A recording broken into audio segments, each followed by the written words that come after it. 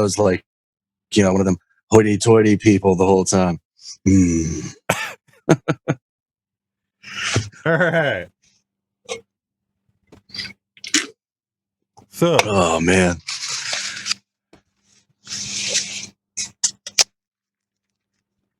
Let me in. So. You keep on knocking, but you can't come in.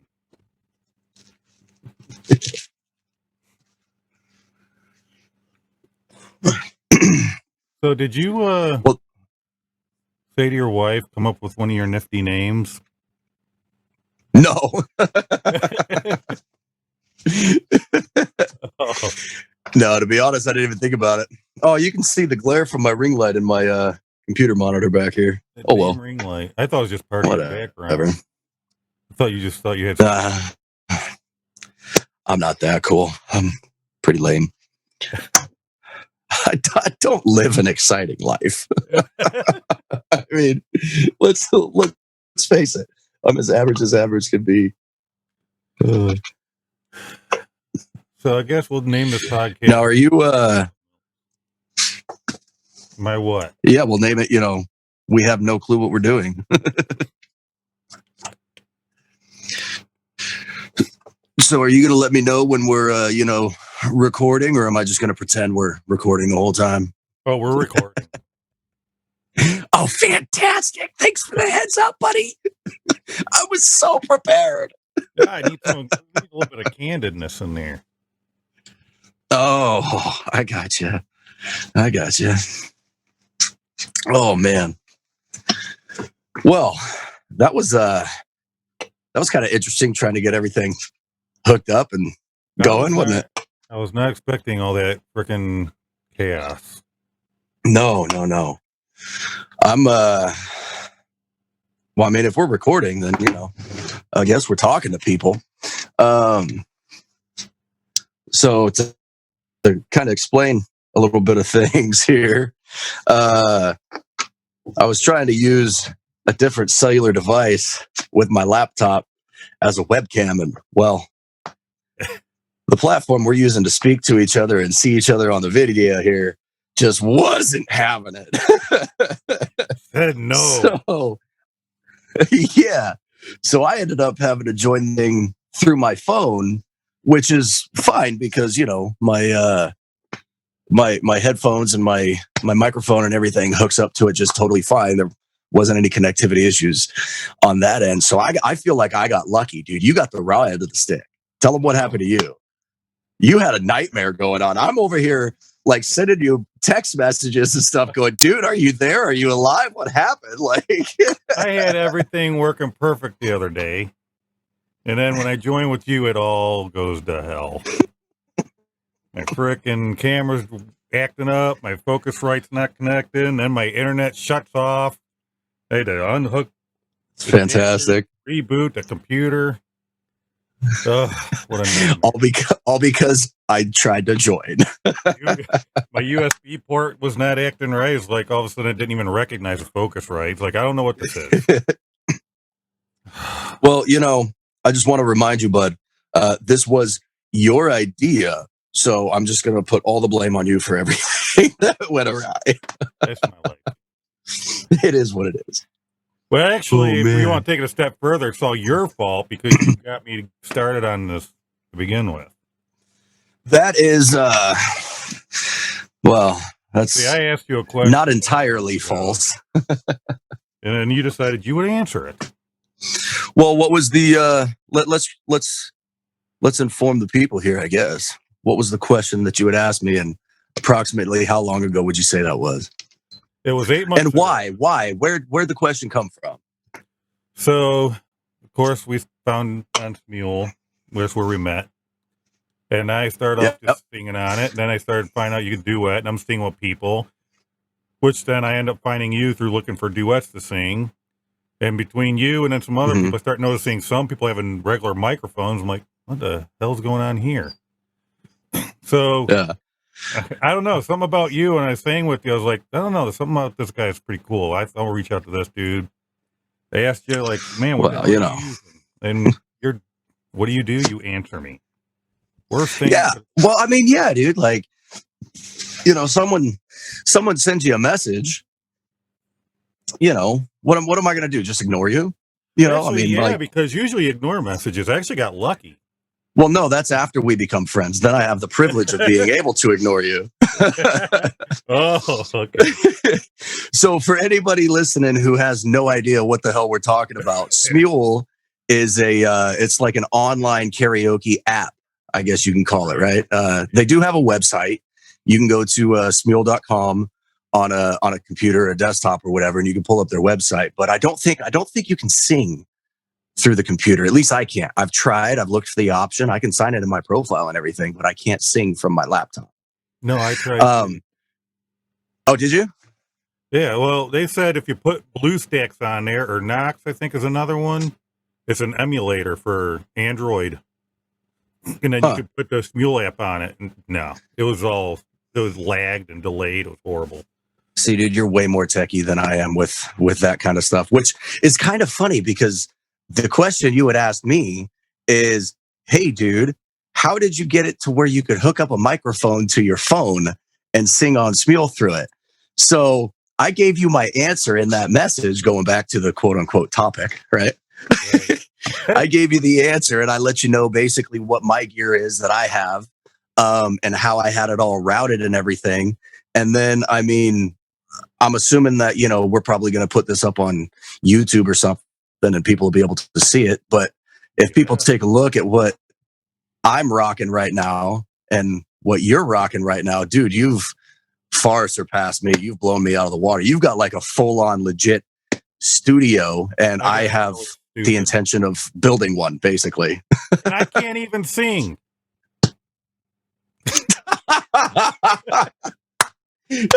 So says the man who downloaded a karaoke app to sing.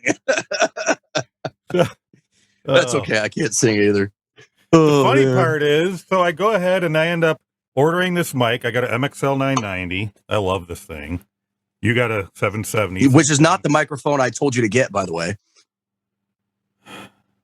Well, I can't completely listen. You just have to get the upgraded version. And I got the headphones, and I got, what was it called? The adapter I originally got to hook the microphone up. What the heck was that thing called? iRock? An iRig? iRig. Piece of junk. Yeah. Well, and I told you that I used an iRig for a number of years, actually, on Smule, and I absolutely hated it. I said, you could do it if you want a cheap version of doing it. The iRig was going, when I got it anyways, this was a few years ago, it was the iRig Pre, and it was like $39.99 on Amazon. Hashtag not a sponsor yet. They might be one day, we'll see. But it was like $39.99, and it was a means to an end. It was a cheap way of getting a mic, It did work. I mean, you can pick up a $40 microphone and a $40, iRig Pre or whatever, and you've got yourself, the only thing you have left to get would be like a mic stand and a pair of headphones. So essentially for under $100, you could have a quote unquote home Smule Dio. For the price, it worked. But, of course, everybody's telling me you could fix that, but my batteries died fast. Oh, yeah. Really I had that issue in the very beginning as well. You didn't have a ton of adjustment in it either. You kind of had what you had. There's a little bit of volume. Well, it's really just your mic gain, but not a whole lot to it. Then you've got your mic gain, and that's about it. There's like zero control with that thing. I used it for a little while, and then I had some other issue with it every so often. I'd have to turn it on and off or something. And I'm like, dude. Well, you know how I'm blowing through batteries. And you said, well, I was having that problem too, and that's why I got the focus right. And I'm like, oh, so now you're going to tell me about the focus right. So what happens? It ain't a week later, I cashed in the damn the iRig, and now I got a focus right. And so not only did you get an upgraded microphone straight away, you also get an upgraded focus right straight away. I'm over here rocking the Scarlet Solo, right? Because I'm like, all I need is one input. That's it. It's just for my microphone. Blah blah blah blah blah. I'm not over here trying to plug in keyboards or guitars or anything into my audio interface. You go out and you get the 2i2 with you've got two inputs, right? Input one, input two. So I can have two mics. I can have mic and instrument, two instruments, whatever. Yeah. So, and then of course you had your space. Tell the dude, you got to tell the people about the space that you're in and like how it started and came to be. Because anyone who's going to see this on YouTube is going to look at that and go, "That's actually pretty freaking cool." Yeah. You know, I'm over here. I'm just in my garage. You've got.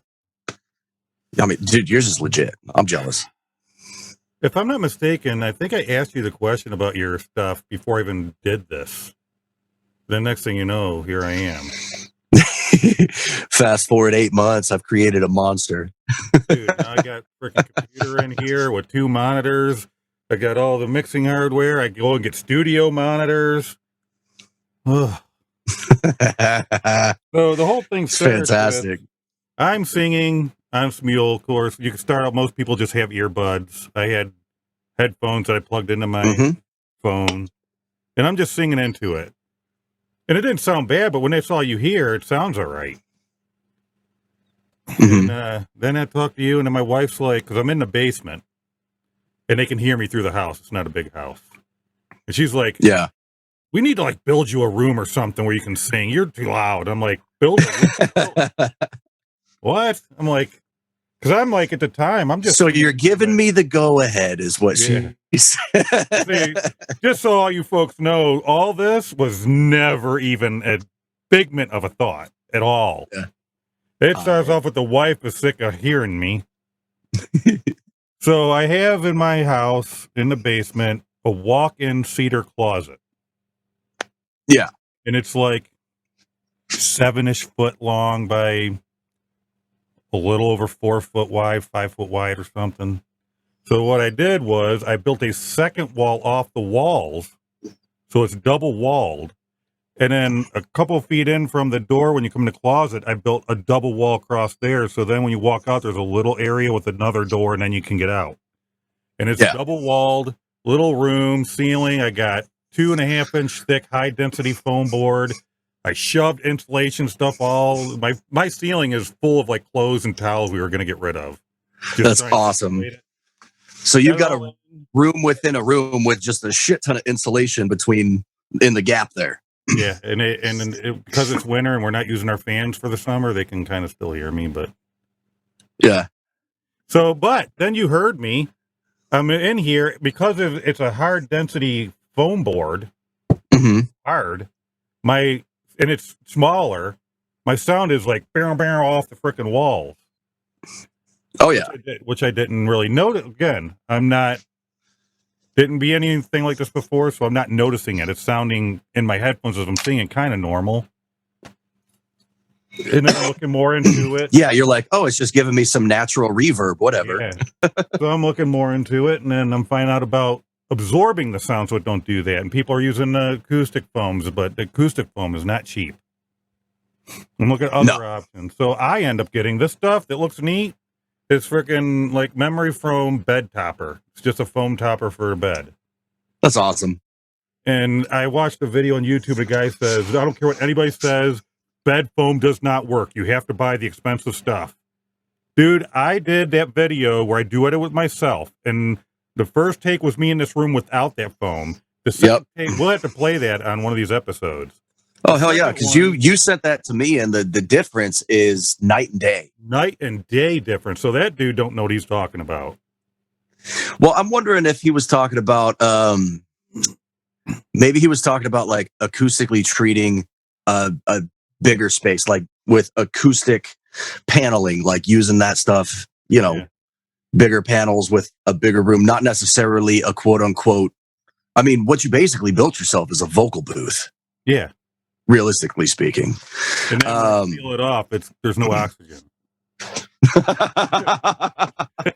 It just gets hotter and hotter.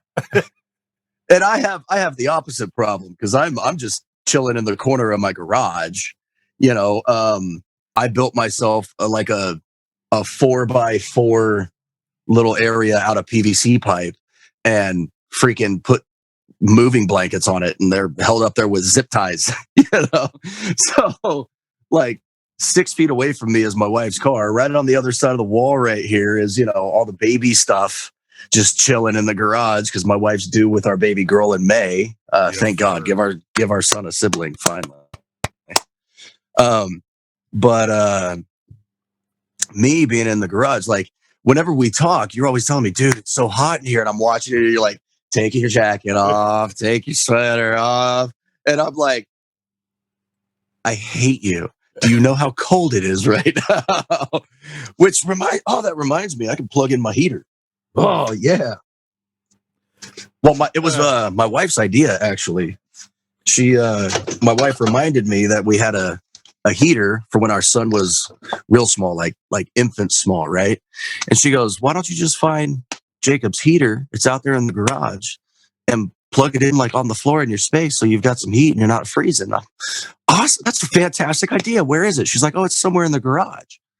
So I come out to the garage, dude. This is like, I don't know, 3-4 days ago, and I'm going through all this baby gear that's right on the other side of this curtain, right? And I'm looking, and you and I jumped on a phone call through the Line app. Yeah. And I was on there talking to you about it then, and I'm looking for it and can't find it. So my wife gets home from work. I want to say it was yesterday. It might have been the day before. I don't know. The days just kind of blur together right now. But she goes, "Oh, did you find Jacob's heater for your little space over there, And I'm like, "No, I couldn't find it. I looked and looked and looked." And she goes, "It's right here next to the dryer. I told you it was over there next to the cleaning products." I'm like, "You did?" Oops. So I go over there and I look, and sure enough, dude, like if it was a snake, it would have bitten me. It's just right there in front of my face. So it was bad. Does it help you out there at all? It does. I'm gonna plug it in and kind of turn it on right now. You know what? It can go up to 86 degrees. So it's toasty. You might get a suntan. Oh, watch out! Get myself a burn. You could invest in one of those Milwaukee jackets that you hook the battery into and it heats up. I don't know what that is. Really? What are you talking about? A what jacket? A Milwaukee jacket? You know Milwaukee Tools, right? You ever been in a Home Depot? Dude, do I look like I go to Home Depot? Yes, I've heard of Milwaukee Tools.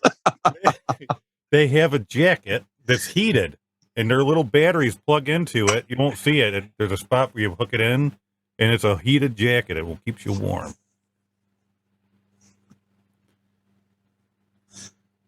I only have one thing to say to that. They stole my idea and flipped it. Oh, really? You thought of something like that? Dude. You wanted a jacket with AC? Exactly. Really? No, dude, it was like, yes. I swear to God.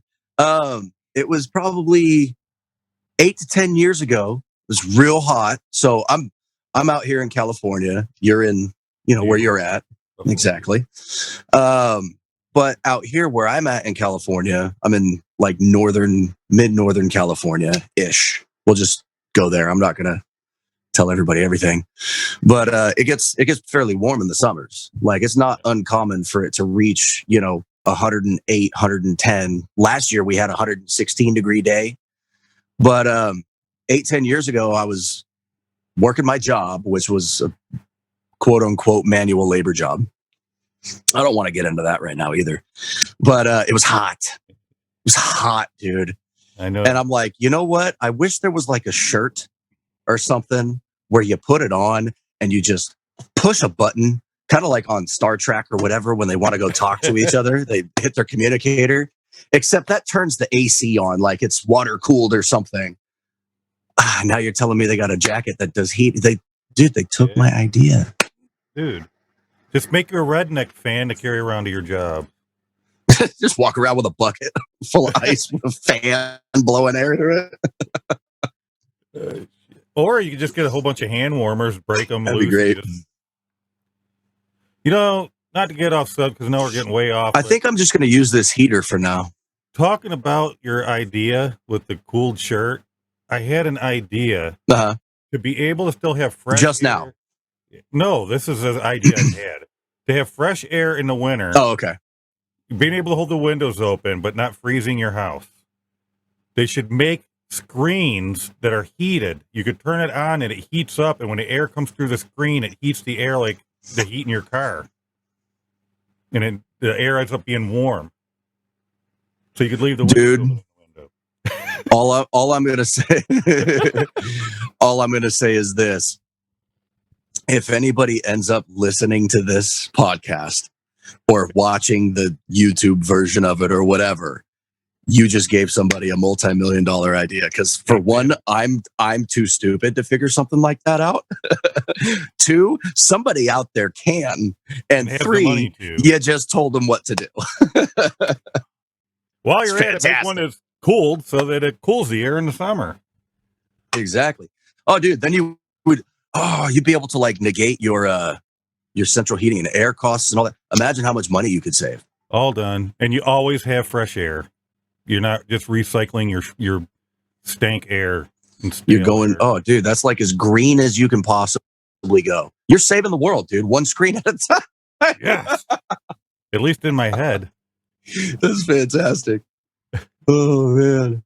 I wish I knew somebody that had like, I don't know, someone that knew how to raise capital or something. Because I'm just a dumb redneck from Northern California. I don't know what I'm doing. But someone who could do something like that and tell them about it and be like, yeah, dude, here's 86 million gajillion dollars. Make it happen. Take it to Shark Tank.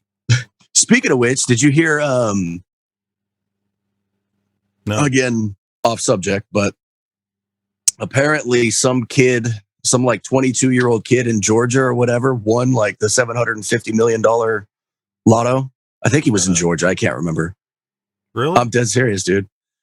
Yeah. So check this out. You want to know how I found out? Let me tell you how I found out. Freaking TikTok. What? Yes, that's how I found out. Check it out. I went to I saw a dude's video on my For You page or whatever it's called. I'm still new to TikTok. Like I don't know how to navigate it. I'm not a professional in any way, shape, or form. But I saw his video, so I swiped over to go to his page, and the next video. So the video that I had seen on the For You page was his reaction video. Went to his page, his profile, whatever they call it, and I look at the very next video. And it shows it's got a clip of him like on the news with his name and them saying this is the guy. Because, it's public information or whatever. Yeah. The only thing I didn't do was go to Google and like Google dude's name to see if it was legit. But what I saw on his TikTok, it looked pretty legit. Pretty legit, yeah. Yeah.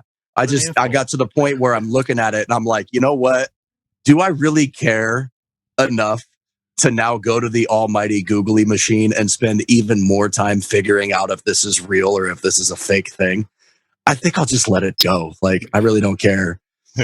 So that day I go to I'm at the gas station and I look at the lotto numbers, right? This is like the day after he won or whatever. I look at the lotto numbers and they're reset. So the lotto's not 750 million or whatever the heck it was, 785, whatever. I'm like, okay, good enough. I guess he won. Good for him. Like, cool. The young guy? That's the only thing is, he's super young, dude. He's like 22 or something like that. And I'm over here just thinking to myself, a 22-year-old kid. What's he going to do with it? Kid. Well, not only that, but when something like that happens to you at such a young age, what the hell are you going to do with your life? I'm thinking back on when I was 22. I know what I would have done with it back then. Well, when get some hookers and blow, sweet. when he's about 25, he'll be broke again. For his sake, I hope not. For his sake, I hope not. I truly hope that he's like really smart about it. I hope he's a much smarter 22-year-old than I was, because I was stupid. Yeah, we all were. Well, Still am. yeah, for the most part, I can say that's probably right. Look. Oh, there's quite a few times where I'm still stupid. I'm sitting in this damn thing. It's this right here tells you how stupid I am. Hey, it's not much different than what I currently got. So, speaking of, you know what? If I won that kind of money, in all honesty, I always wish I could, because the high majority of it, I would go around helping people with it. Oh, absolutely. Keep it all for myself. I'd be going around giving, like, homeless people a freaking grand. That's what I'd be doing with it. Oh, I don't know about that. I don't know. I don't know if I would personally go that far with it, but I mean, okay, you're talking about almost $1 billion, right? Like, dude, that's more money than my grandkids would be able to blow, in my opinion. Okay, like the very first thing I would do is, pay off our house, pay off my parents' house, get all their debt squared away, all that stuff, make sure grandma's taken care of, blah, blah, blah, blah, blah. Probably get some new vehicles because ours are pretty rough. And then from there, like, do my best to be as smart with it as humanly possible. And I'm not talking smart as in, let me get into investing and make risky decisions on the stock market and this and that and the other and blah, because I don't know the first thing about the stock market. I don't know the first thing about real estate or anything like that, right? But if it's that much, even if you don't know the first thing about money, it's probably not too difficult, in my opinion. I mean, I know a little bit about money, but in my opinion, it wouldn't be too difficult to live the rest of your life and then some on that amount. Like, I calculated it out the other day when I was thinking about all this stuff. If by some miracle I received $10 million tomorrow, 10 million, okay? If I did not change a single aspect of how I currently live my life, I would be able to pay myself my exact salary that I make right now for the next, basically until I die. I would be able to retire on $10 million. Well, a lot of it, we've done that before. And if you don't have to be one of these people that wants big yachts and huge houses and 50. Yeah, exactly. If you live like you're a normal human, you could about live off. You could live a normal human. Yeah. Well, what the Stop being aliens, people. If you want to live humbly, you could about live just off the interest. If you have absolutely. Account. Oh yeah, absolutely. But going back to because I want to hear this. What the heck is going on with your project that you are shutting down? That's what I wanted to talk to you about. I want to hear this. Okay, so for everybody that doesn't know, I've got my garage corner that I've already talked about for doing music and all that other kinds of stuff. My garage, quote unquote, studio, if you will. Like I said earlier, my wife's due with a baby in May. Inside the house, one of the guest rooms, I have my home office. I'm working remote for my job. So that's my office. Well, our son is going to be moving into that room. Okay. I'm going to lose that quote unquote office space. And I'm not going to have my full blown home office out here in the garage where I'm freezing in the winter and dying in the summer because it's 110 outside and it's 135 in the garage. So this was actually my wife's idea. See, the wife again. Exactly. My wife's idea. Exactly. She goes, honey, why don't you sell your project truck? My heart broke the second I heard that. And build yourself like a home studio, like get a one of those prefab sheds and like finish it and get it all nice and everything. And then basically she put my heart back together right then and there. So I was thinking about it and I did some research and dude, those prefab sheds, they're a few $1,000s. I mean, I'm looking at, I want a decent size. What's that? There ain't nothing to them either for the price. No, like I was thinking about it. I'm like, well, if I'm going to do this, I want to have at least like minimum 12 by 12 area. And I can like build a vocal booth in the corner or whatever for, podcasting or voice acting if I can figure out how to break into that, which I probably won't because I'm stupid. I was looking at that too, but I don't have. Oh yeah. So I called my brother because he's been in construction for a long time, and I said, hey, dude, this is what I'm thinking. My wife had this idea. She's given me the go ahead. Basically, I had the truck listed for sale and all that. And I said, would it be cheaper to just build one? Because he's been in construction for forever. And he goes, probably. I said, okay, cool. Let's do that. So we decided we're going to build one. I sell my truck for less than I wanted to sell it for. So I kept the bumper off of it, and I sold the front bumper for an additional $200 separately. So now here I am sitting with $1,500. I've got $1,500. And I'm like, okay, call up my brother. Like, hey, dude, let's make a Home Depot run. Let's get going on the project. I'm super stoked. I'm crazy excited, right? Like, yeah, I'm over here just stupid, like forgetting that when I did manual labor stuff in the past, how much it really actually costs. Oh, yeah. Because I haven't been in any kind of real manual labor industry as far as like building stuff for a very long time. So we go to Home Depot, we order all the stuff we need for just the floor. And I'm talking just the framework of the floor. Okay. Not even like the subfloor, plywood or particle board or whatever, just the framework. $623 and change. I'm like, oh my God, dude. That's like almost half of what I got. It's right around half. So I'm trying to figure it out. And I text my brother and I say, okay, dude, how about a list of, what you think we need to get next in order to get going and start getting walls up. So he sends me this list, and it's intricate. It's detailed. He's like, this is what you need. This is how many of this that we're going to need in order to, he does this for a living, I know. So I price it all out on homedepot.com. Right now, keep in mind, I've got like 800 something bucks left because I just spent basically $630. And it comes out to like $1,400, and that doesn't even include the framework for the roof. It doesn't include shingles. It doesn't include any of the electrical. It doesn't include, the sheetrock for the interior or any of that. That's just to get 4 framed walls with some like siding. I'm like, well, I'm short by a lot, So it's kind of on pause right now.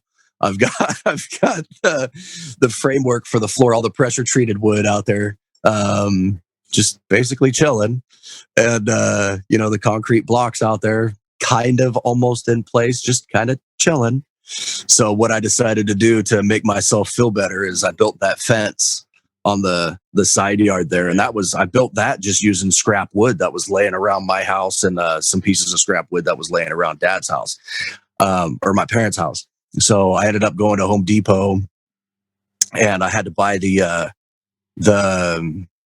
was the like quick setting cement. You don't even need to pre-mix it or anything. You just fill the hole with water and you dump the cement in, and you have your post level and stable, whatever. So I went to Home Depot. I spent like $30. So that whole fence that I built over there with my dad cost $30, and it spans the full 16-foot distance between the house and the fence on the property line. It looked good. It came out nice. Yeah. I felt a little bit better, and then it was done, and I'm like, I still can't build my studio. So it didn't really help. What the hell are you going to do? Dude. Call the kid that won all that money. Hey, bro, can I have like $3,000? Just hit him up on TikTok. Can I have $3,000? Watch him come back. No, and go away, and fuck off. I could just see him now. Like, see, that's the other thing too. Like, he won all that money, right? the very first thing he does is he posts his reaction video to winning before he even submitted that he won or anything. So it's already super publicized. Can you imagine? Just imagine for a second, like how many people are already hitting that guy up for money. Oh, I believe it. Like we're talking about it jokingly. I would never send a message like that. You know, hey, can you give me a grant or whatever? Like I would never, ever do that. You know, I believe in kind of like you work for what you got, right? You know, but that kid, because it's so publicized, I guarantee you, he's just getting messages hand over foot. Just, you know, hey, give me money, give me money, give me money. I would not want to be in his shoes. No, then you don't know what kind of family you got, because some people's families, when you got money, you got your, I don't know what they're like, your mother, your father, your uncle, your cousins. Mm-hmm. There's no telling who's tapping on his door. Hey, man. Oh, yeah. Come on, help your uncle out. Come on. Well, and that's the thing, too. Like with this guy, I can't remember how many followers or whatever he had on his account. But let's just say, just take family out of the equation, right? Let's say, hypothetically speaking, he's got like 13,000 followers on TikTok, which isn't far-fetched for that app from what I've seen. He probably just jumped up to 50,000 people. And how many of those people are complete strangers, you think, asking him for money right now? You never know. You know, there's people out there, they don't care. Dude, can I have some? Exactly. What are you going to do with all that? Oh, there we go. But yeah, no, it's a crazy world. I don't know what's going to happen with the studio. I was talking with my wife about it, and basically we came to the conclusion that, you know, it's already, the process has started. You know, I've got the base layer stuff, at least for the framework. So it'll be a matter of getting that put in and then picking up over time what we can afford until the structure is complete. So basically I went from, you know, having a couple weekend worth of work, you know, 3-4 weekends worth of work to get that thing squared away to now it's going to be finished probably 5 years from now. It is what it is. Well, if we get this thing going, come on, people, subscribe. We can get a little. Come on, click it. We need those brand deals. Smule, not a sponsor yet. You know, just struck me. It might have been a good idea to start this off with telling the people what exactly we plan on doing with this thing so that they know what they're tuning into. I think we're too late. They probably, I mean, I'm assuming they're intelligent. They probably figured it out. Yeah. This is just two guys sitting here bullshitting about nothing. What kind of plan is that? Better than some of the podcasts that are out there. I already said it. I can't take it back. Shit. Oops. Oh, who's the next host? Yeah. So well, yeah. Let them know what is our what's our end goal. I guess our end goal is to be famous. No, not at all. Oh, please, God, no. We're just gonna shoot the shit. We're also gonna kind of push Smule a little bit because we think it's cool and show some cool singers and show some people like just how, because this Smule thing went farther than I knew it did. Yeah. Singing on an app, you can duet, and then it goes on to where there's groups, and then these groups are on line app, and then they're putting together competitions, and it just goes and goes and goes. So it's pretty big, man. Well, they've got the sing with the artist stuff. You know, like over the years, I've sang with. I don't know if you can consider it singing with, because, you know, they record their part, it's preloaded, and then they upload it, and it's publicized. Anybody and everybody can join them. But like, I joined Seal, right? I joined what's her name? Keala Settle, I think is her name, from The Greatest Showman. She was the bearded lady in that movie. I joined her on their big song. I joined freaking Louis Capaldi on a couple songs. You know, genre, I mean, you're more diverse than I am. What are you talking about? I stick to country and rock, and then I do that stuff just to make a jackass out of myself. I sing with Luke Bryan and Elvis. I tried singing with Elvis, actually. Really? I tried. And tried. I tried. It's easy to tried. sing with that dude. Well, not when, dude, he's. We're talking about the king, bud. Yeah. Talking about the king. I hang right with the king. Oh. Well, then you are a better man than I am, because I tried singing with him on that thing, and I founded STS, which is a Smule online group through the Line app. It's a Line app, for anybody who doesn't know, is it's just another communication platform. Think like if Facebook, Instagram, Twitter, and MySpace all combined, and you had face Twittergram book. Line app is kind of like that, but there's group chats. You can have like group audio calls, group video calls. It's just it's an easier way to deal with each other, because you can't really do it. Yeah. And then and the communication is on the spot. The moment you send it, it lets you know if somebody has seen it or not. It doesn't tell you who read the message, but you can see, 12 people read my message. Whatever. And it's great because, we're in the So Country group, which is an awesome group. Yeah. Which you got me in on. I did. That's when we really started kind of hitting it off, because I remember you going, hey, you got Line app? There's an awesome group you got to be in. I'm like, really? Yeah, I got you in the group, and then just ex-nayed you for about 6 months. Yeah, you did. Thanks. Hey, welcome to the group. I'm going to disappear. See you later. You're dumping me off. I had enough of this guy. Hey, you guys take this dude. But no, I don't remember what I was saying. See, there's topicless. Well, I was talking about STS. STS is single take studios. The whole premise is one take, and then you post your song on Smule. I went completely against that when I joined Elvis, because it's the king, dude. You got to do it right. Exactly. Yeah. My whole philosophy on that, I tried to join. Dude, I was on take. If I remember correctly, I was on take number 18 or 19.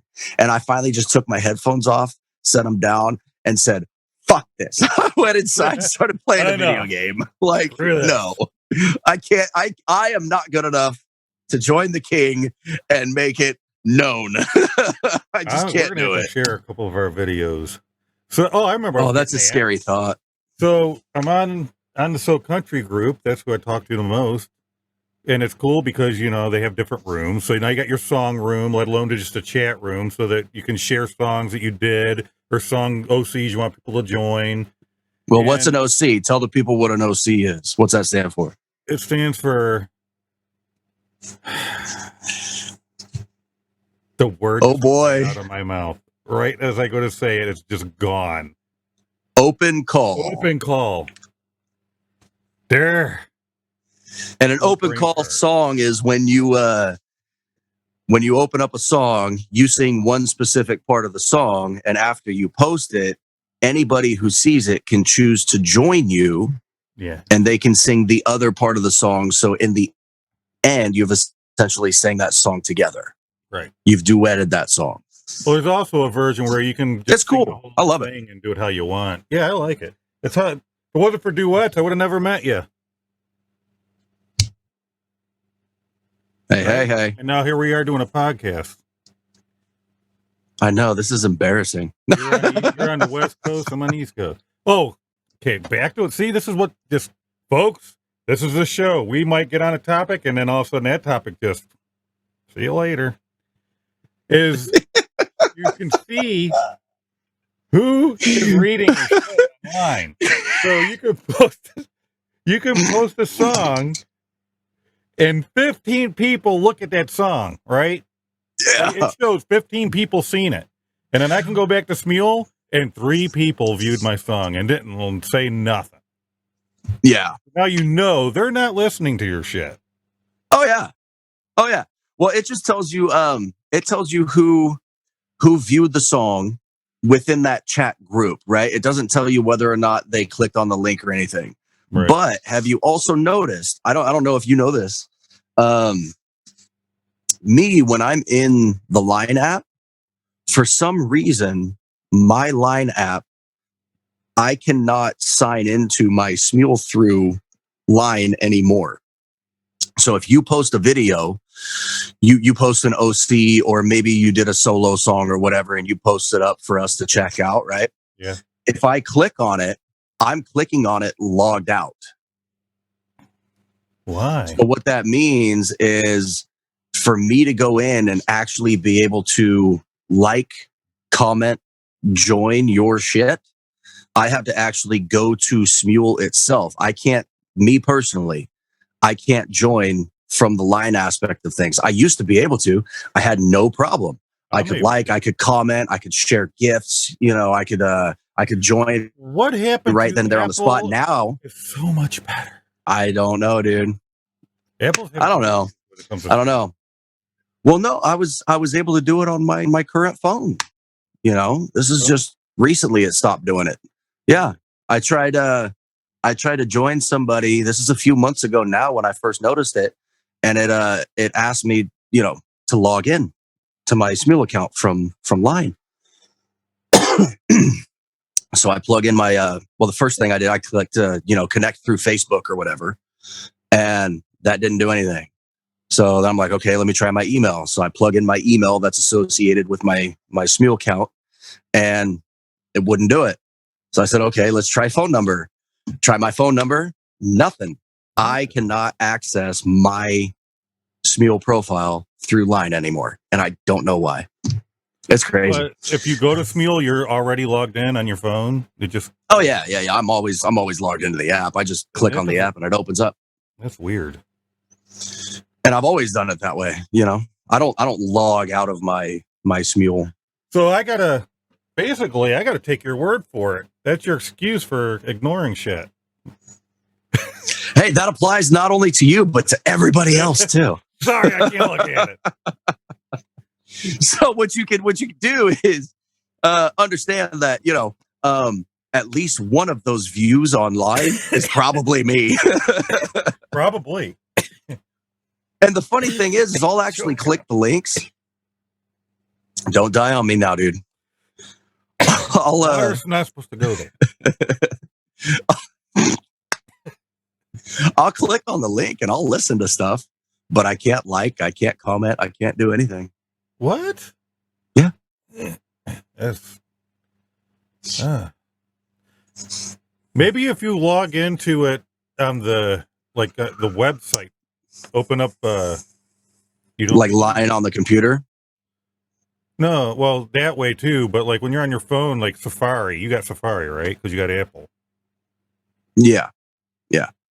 So go on the desktop, just go on the web and open the web page of it and log into that and go that route. Oh, like the Line web page?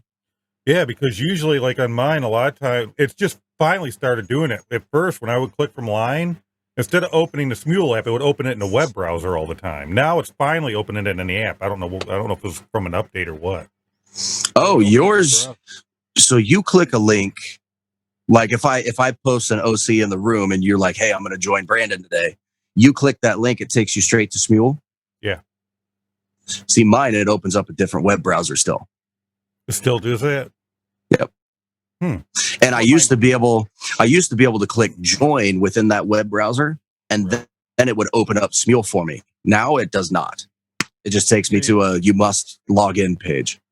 That's what mine was, was opening a web page, but I still could use it though. I could like it and whatever. And then if I click join, then it would take me to the Smule app from there. Yeah, that's how it used to be for me, but it's not doing that anymore. Yeah, see, so I clicked on a link just now in the OC page, and it just opened it right up. No problem. Well, interesting. Hey, we're gonna have to cut out that little portion of audio when that song started playing for copyright purposes. Just saying. I don't know if that's a thing or not with podcasting. I'm not sure. I have no idea. Well, here's the interesting part. Just to be note, we also got to get back to you because we're actually telling them about what this podcast is, and we've disappeared off of that again. Oh, that's right. Well, that's because that's what it's about. That's what it's about. This is what we're going to do. We don't know where it's going to go.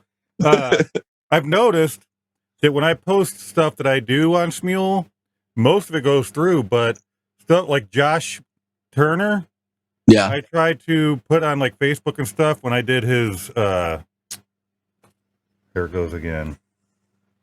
What's the song I just did by him? Your Man? Your Man. Thank you. So you're welcome. It and it says that's like his biggest one. No big deal.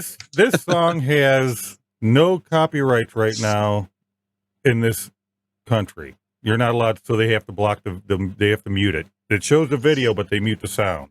Oh yeah, because there's no copyright permissions or whatever. Yeah. It's there's like a couple of Josh Turners, and I think there might have been one Eric Church when it did it to me. But other than that, I don't have an issue. I actually had I had one just the other day. You know how I told you just a little bit ago I've joined Lewis Capaldi on a couple songs? Yeah. Well, I posted one to Facebook and also Instagram. And this is months ago, right? 2 months ago, 3 months ago, more. I don't know. I can't remember. But just a couple days ago, I got a notification from Facebook and from Instagram saying that they can no longer play that video due to a copyright restriction because I don't own the content or something along those lines, right? Yeah. Or saying that I didn't have permission to use the content. That's what it was. So I argued it. I challenged it, right? Yeah, I hit the link. I said challenge. And then I typed in there. I said, look, this is a Lewis Capaldi song. Right. He sang it on the Smule platform for anybody and everybody to join. Therefore, I am singing with the dude who actually sings the song in real life. How much more fucking permission do you need? Exactly. And you know what? Facebook already got back to me and the video's back up. Really? Instagram, I haven't heard anything from yet, which is kind of funky because Instagram's supposedly owned by Facebook because they did some jacked up shit to acquire it or something. I don't know. I don't want to know. There's so much weird shit with the platforms. That's I had the same type of thing. I was riding through the country in a truck towards camp. It was beautiful country. So I'm like, you know what? This is God's country. I love that God's country song. So I'm videoing. Oh, I love that song, dude. Blake Shelton. Hell yeah. Yeah. I'm videoing the countryside as we're driving down the road. And I have the truck playing God's country in the radio. And I'm just doing a cool video. Yeah. I posted to Facebook and they're telling me I don't have the right to play this song on this music video.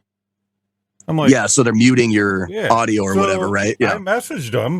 Like you did. I fought it. I said, look I'm taking a video in my truck of the countryside. I happen to have a song on the radio. People do it all the time where I'm not making a music video. I'm doing a record and it just happens to be a song on the radio in the background. Exactly. So, interesting enough, 2 days later, my song was back on. He unmuted it. Good. That's how it should be. Surprisingly. Yeah. It shouldn't. I shouldn't say that. That's not how it should be. It should have just been left alone in the first place. Should have been left alone in the first place. Like, whenever that happens, I understand that there's copyright things going on and, the artists and the labels and all that need to get paid for, the music and they own it and this and that and the other and blah, blah, blah, blah, blah, blah, blah. But you're talking about someone you're driving to a piece of land that you own, right? Right. You got a song playing in the truck and you're like, damn, it's a good looking day. Let me do this real quick and share it to my Facebook so my friends and family can see, dude, I just happen to have the perfect song on in the background, but check out the view that I'm looking at right now. Isn't it gorgeous? Or whatever you say, right? And Facebook or whatever sees that and goes, oh, this is a person making a music video. They're trying to make money off of it. No, dude, I'm just sharing something. And seriously, let's say I did do that. Am I really is somebody on Facebook really going to pay me for putting that on there? I'm not going to make any money. Right. Sell it. So that's the other thing. Well, I mean, first off, how would you sell it? Like, do you even know how? Yeah. Well, when it's on Facebook, I didn't have up there, hey, I'll sell you this video because all they got to do is download it for free. Exactly. Anyway. So, and then with Smule, when I first started doing Smule, I was seeing where they're saying, well, how's this going to work out? Are they going to be pissed off and Smule going to get in trouble for copyright infringements and stuff? I'm thinking no. And here's the reason why I think no. One, you already have karaoke and bars. Well, Smule is already, from what I've been told through friends within other groups and stuff, they do have a pretty decent copyright like thing going on in the background right now.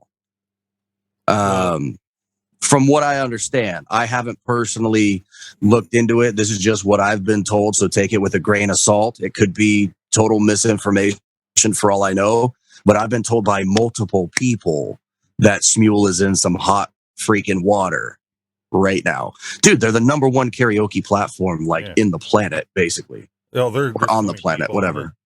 Well, here's the thing, though. One, there's karaoke in all these bars. People are up, put a song on, sing it. And this you're singing, and it's karaoke, basically. And you're not making money off of it. Now, if you're not making money off of it, you should be able to sing it. Because what's the difference between me being on my phone singing into an app so I can hear it, or me being in my car singing? They're going to pull me over my car and say, you can't be singing a song? Well, because nobody is going to see you doing it in your car if you're not recording. But if you're recording on the app and then you post it as an OC, everybody's going to see it. I'm just making a jackass point. No, I understand where you're going with it. We're all just singing it. Ooh, it's toasty. I got to turn this heater off. Oh, really? It works? I never thought I would say that. Wow. To be honest with you.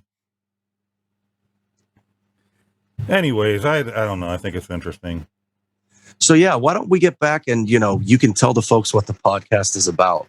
So the podcast is about basically we keep dancing around that damn subject, dude. So what we're doing is this is probably why there's no name. we don't even have a name yet. Look at that. We're making our pilot. We don't even have a freaking name. That's exactly. Well, you know what we can do? I was thinking about this. I was thinking about this, dude. Just post it. Do you need to have a name in order to put it up? No. And maybe the people can give us a name. Have the people name us. That's a good idea. Done. And whoever names us, we'll have them as a guest for 2 seconds. Now, obviously, we're going to go through and pick one that's decent. It's not like, someone's going to go, oh yeah, name it Fuck Nuggets. Okay, we're fucking. Okay, no, that's not how it's going to work. No. My big thing is I don't want this to be scripted. Right. Or censored in any way. If I want to say something, I'm going to say it. Yeah. That's just how it is. I might censor myself a little bit more than I normally would, but it's going to be there's not really, how do you put it? There's going to be a topic, but not really. Today is Smule, kind of. So we want to have music in Smule general on here. We're going to share Smule some. We're going to put some people out there. We're going to talk about groups. We're going to, share some videos every now and then. But it's not really about Smule. Smule is just what is a little piece of it. Yeah. So it's got a little substance to it. But like we're doing now, we keep talking and then it just keeps, when you mention that, we might not even make it. Okay, we'll talk about that in the next episode. Yeah. So look how long it's taken us to just describe this damn thing to begin with. We just right. So, and then we're going to have guest hosts. So there's a lot of times, maybe all the time, we don't know how often it'll happen, but we're going to have guest hosts. So there'll be 3 of us going. And that's going to be interesting. Dude, if we could work the time. Yeah. Already we're bouncing. Now you get one more, dude. So. Oh, yeah. Well, I mean, if we can figure out the whole timing issue with that, because I'm on the West Coast, you're on the East Coast. We've already covered this. Yeah. Right? Dude, if we're getting somebody from, I don't know, let's say central United States, right? Just smack right dead center in the middle, which we know a few people through Smule and the line app and groups and stuff. I'm just saying, we're going to have to really figure out and hammer down on time for us, it kind of works out. We're recording this on a Friday night. Right. It's currently, I'm looking at 10:20 on my watch. Yeah. So it's 1:20 in the morning where you're at. Yes, sir. Yeah. Which I feel kind of like a dick because I'm over here. I'm like, well, but I'm like over here. I'm fresh as a daisy. Like the night just started for me. Saturdays are my mornings to sleep in. My wife wakes up with our son, and then I pay that back in kind on Sunday. I get up early with the kid, and she gets to sleep in a little bit herself, which sweetheart. Which she needs because, she's pregnant. She's growing another human being, for crying out loud. Right. But I'm a night owl, dude. Like, what was that one phone conversation we had? Not the first one, the second one. Do you remember that? Considering our phone conversations last anywhere from 4 to 6 to 8 hours. So they can. So this is a phone conversation that happened. I want to say it was about a month ago. And we were going, and I look at my watch, and I'm like, okay, dude, it's 12:30 my time, right? So I know it's 3:30 your time, right, or whatever. I'll give this 30 more minutes. I'll give it 1 o'clock, right? And then I got to go to bed because I'm starting to get tired or whatever. Next thing I know, I look down at my watch, and I'm like, bro, it's 3:45. It's almost 6 a.m. where you're at. Yeah. Go to bed. Yeah. Right? And we're just the whole time nonstop. Yeah. Nonstop. So much to talk about. This is why I talk to you on a Friday, because I don't think you work the weekends either. At least I hope not. I'm sure your wife was super appreciative. I work when I work. That next day. It's funny. I wish I could say that. I work every day. The first time we talked. So I meet you on Smule. I sung a song with you. You're probably like, what the hell is this guy? And then next thing you know, this is pre-microphone, pre-gear, pre-room, basically. And then I'm asking you a question about the setup, and then we get into here. And did we talk first the one time, and then I went in the group, or did you take me in a group and no, you took me in the group and then we talked because I had to have line app. We talked online. Yeah, you got brought into So Country. So I remember what started the talking. We would have talked anyways eventually, but I started my solo duets. And you were going like, oh, man, I'm excited about that. And I remember it being here. Yeah, because you had more questions for me about that because I was already in groups. In a group, and I was trying to... You had ideas like you wanted to host a competition. I've competed in the Smule karaoke competitions. Right. I've been on the admin side of the Smule karaoke competitions, whether it be judging or coaching or mentoring, whatever you want to call it. So I'd kind of been involved in that world. And you had a question actually about that. And I told you the very first thing I said was, dude, it's an entirely different beast. Are you sure you're ready? And you said, yeah, or something. I said, okay, I'm going to call you. Is that cool? And you're like, yeah, bro, let's call. The funny thing is I wasn't expecting that because I had yet to do a call online with anybody. I haven't talked to any of you guys yet. Well, my thought process on it was I can sit here and you and I could text or chat message, whatever, back and forth online as quickly as our little thumbs can possibly go for the next 6 hours. Or I can call you and call you and we can get all that info out within the next 30 to 45 minutes. Right. But that's not exactly what happened, is it? So I'm asking you about it. I think I messaged you and it took you a while to get back to me because you worked during the day. So it's later at night when you're ready to go to your little area there. And I think it was pushing 12 or maybe even 1 in the morning. And I'm actually laying in the bed. I had took my pants and everything off, and I just crawled in the bed as I'm talking to you. You have not told me this. Yes. This is the first time I've heard this. No way. Bed. And you said, now remember, think about it. Because then you said, dude, can I call you? You said, fuck it, I'm calling. And I said, hold on a second. Because I had to get up, put my pants on, run down to the basement, get into my room, shut the door so I'm not waking nobody up. So I run down. Oh, my God. And I'm so sorry. You didn't tell me that. You should have told me that, dude. Be like, bro, I'm naked. I'm naked in bed right now. Leave me alone. I'm like, cool, I'll call you tomorrow. I'm not like that. Plus, I was excited. I met a new friend. Like, oh, I've got a buddy. I got a buddy now. Look at my little tan buddy out there in California.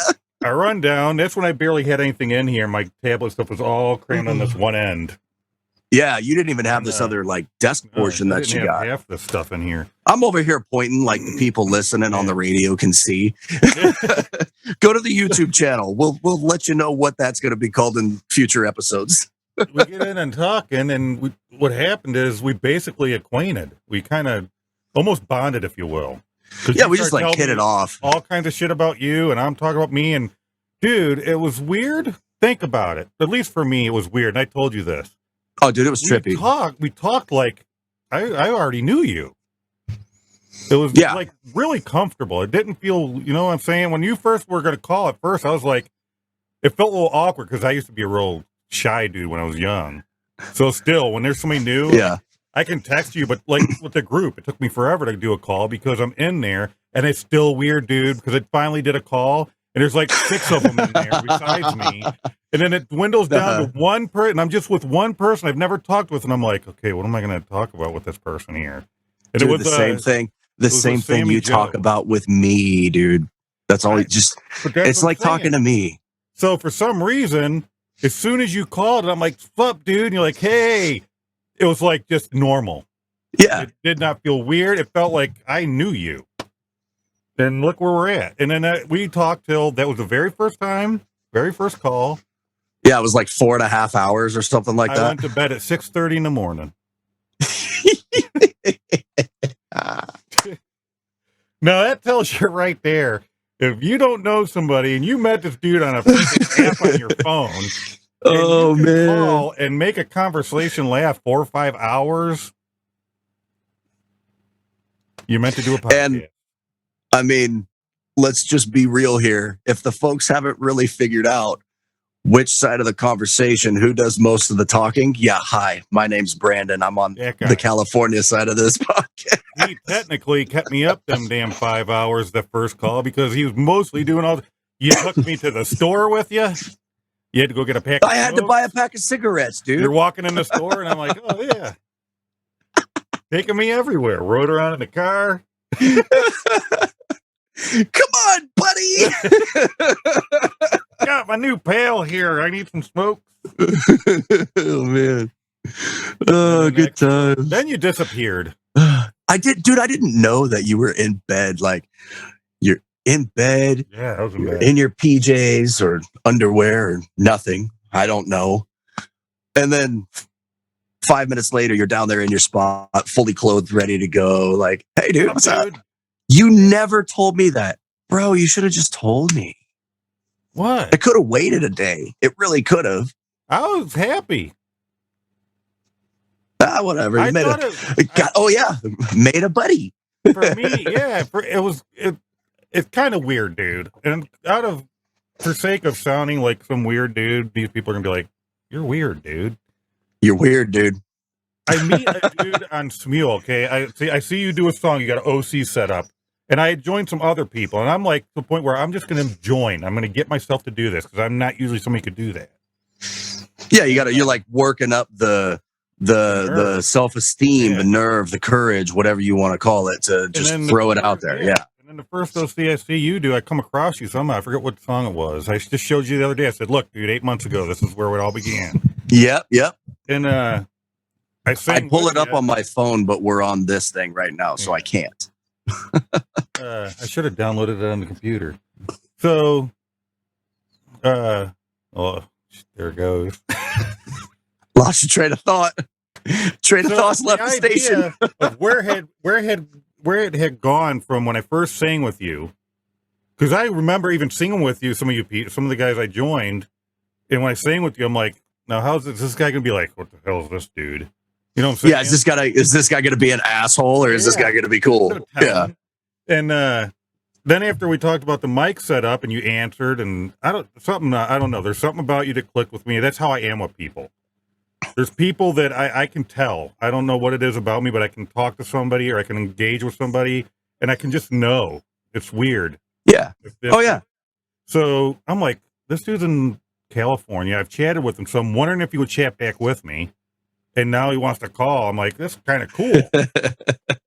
And I'm glad I did. I'm glad that Well, happened. I wanted to be honest with you, like 100% honest. And I think I even told you this during that call. I had zero intention of making like crazy super friends or whatever you want to call it at that point in time. That wasn't my when we were talking, our conversation was about solo duets, and you had questions about competitions and how they worked. Right. And just like I said earlier, I'm like, I can say everything this guy needs to know for the time being right now within 30 minutes, or we can message each other through text back and forth for hours. Let me just see if he wants to be in a call. And I had every intention of just talking to you about that, letting you know just the basic of basic information. And dude, I had already told myself, I'm going to give this guy like 30 minutes of my time. That's it. Because I got other shit that I want to do. And I don't fucking know this guy, but I'm going to help him out. Right. And I had the same kind of thing going on. I'm like, I don't know if you're cool. I don't know if you're a piece of shit. I don't know anything about you because you're a complete stranger. All we've done is message on Smule Messenger. And I went, hey, this guy's kind of cool. Let me see if So Country can bring him in. You got brought into the group, and then we're messaging online, and then you say, yeah, cool. No, you're fine. You say, yeah, cool. Let's have the call or whatever. And the next thing I know, okay, we fast forwarded 4.5, 5, 6, whatever it was. It was a long time. It was like a 5-hour conversation. Oh, Jesus, you took your pants off. Is it that hot in there? Yeah. I'm not in my underwear. I had sweatpants underneath there because I was outside earlier. Thank God. Yeah, I was like, it's hot. These pants are fucking coming off. Hey, podcast people. I'm taking my pants off. You'll see it in the video. Go to YouTube. I just wanted to lift my jeans up and freak you for a minute. Like, what the? Yeah, I'm over here like, should I hang up now? That's all right. Before this gets too weird. Off the wall shit. Anyway, so back to what you're saying. Off the wall shit. Hey, that wouldn't be a bad name. Off the wall shit. Yeah, there you go. Hey, you just kept talking to me that. You did most of the talking. You were telling me all kinds of stuff. I usually do, bro. Yeah. My real-time day job, I'm an instructor. Like, they basically pay me to talk.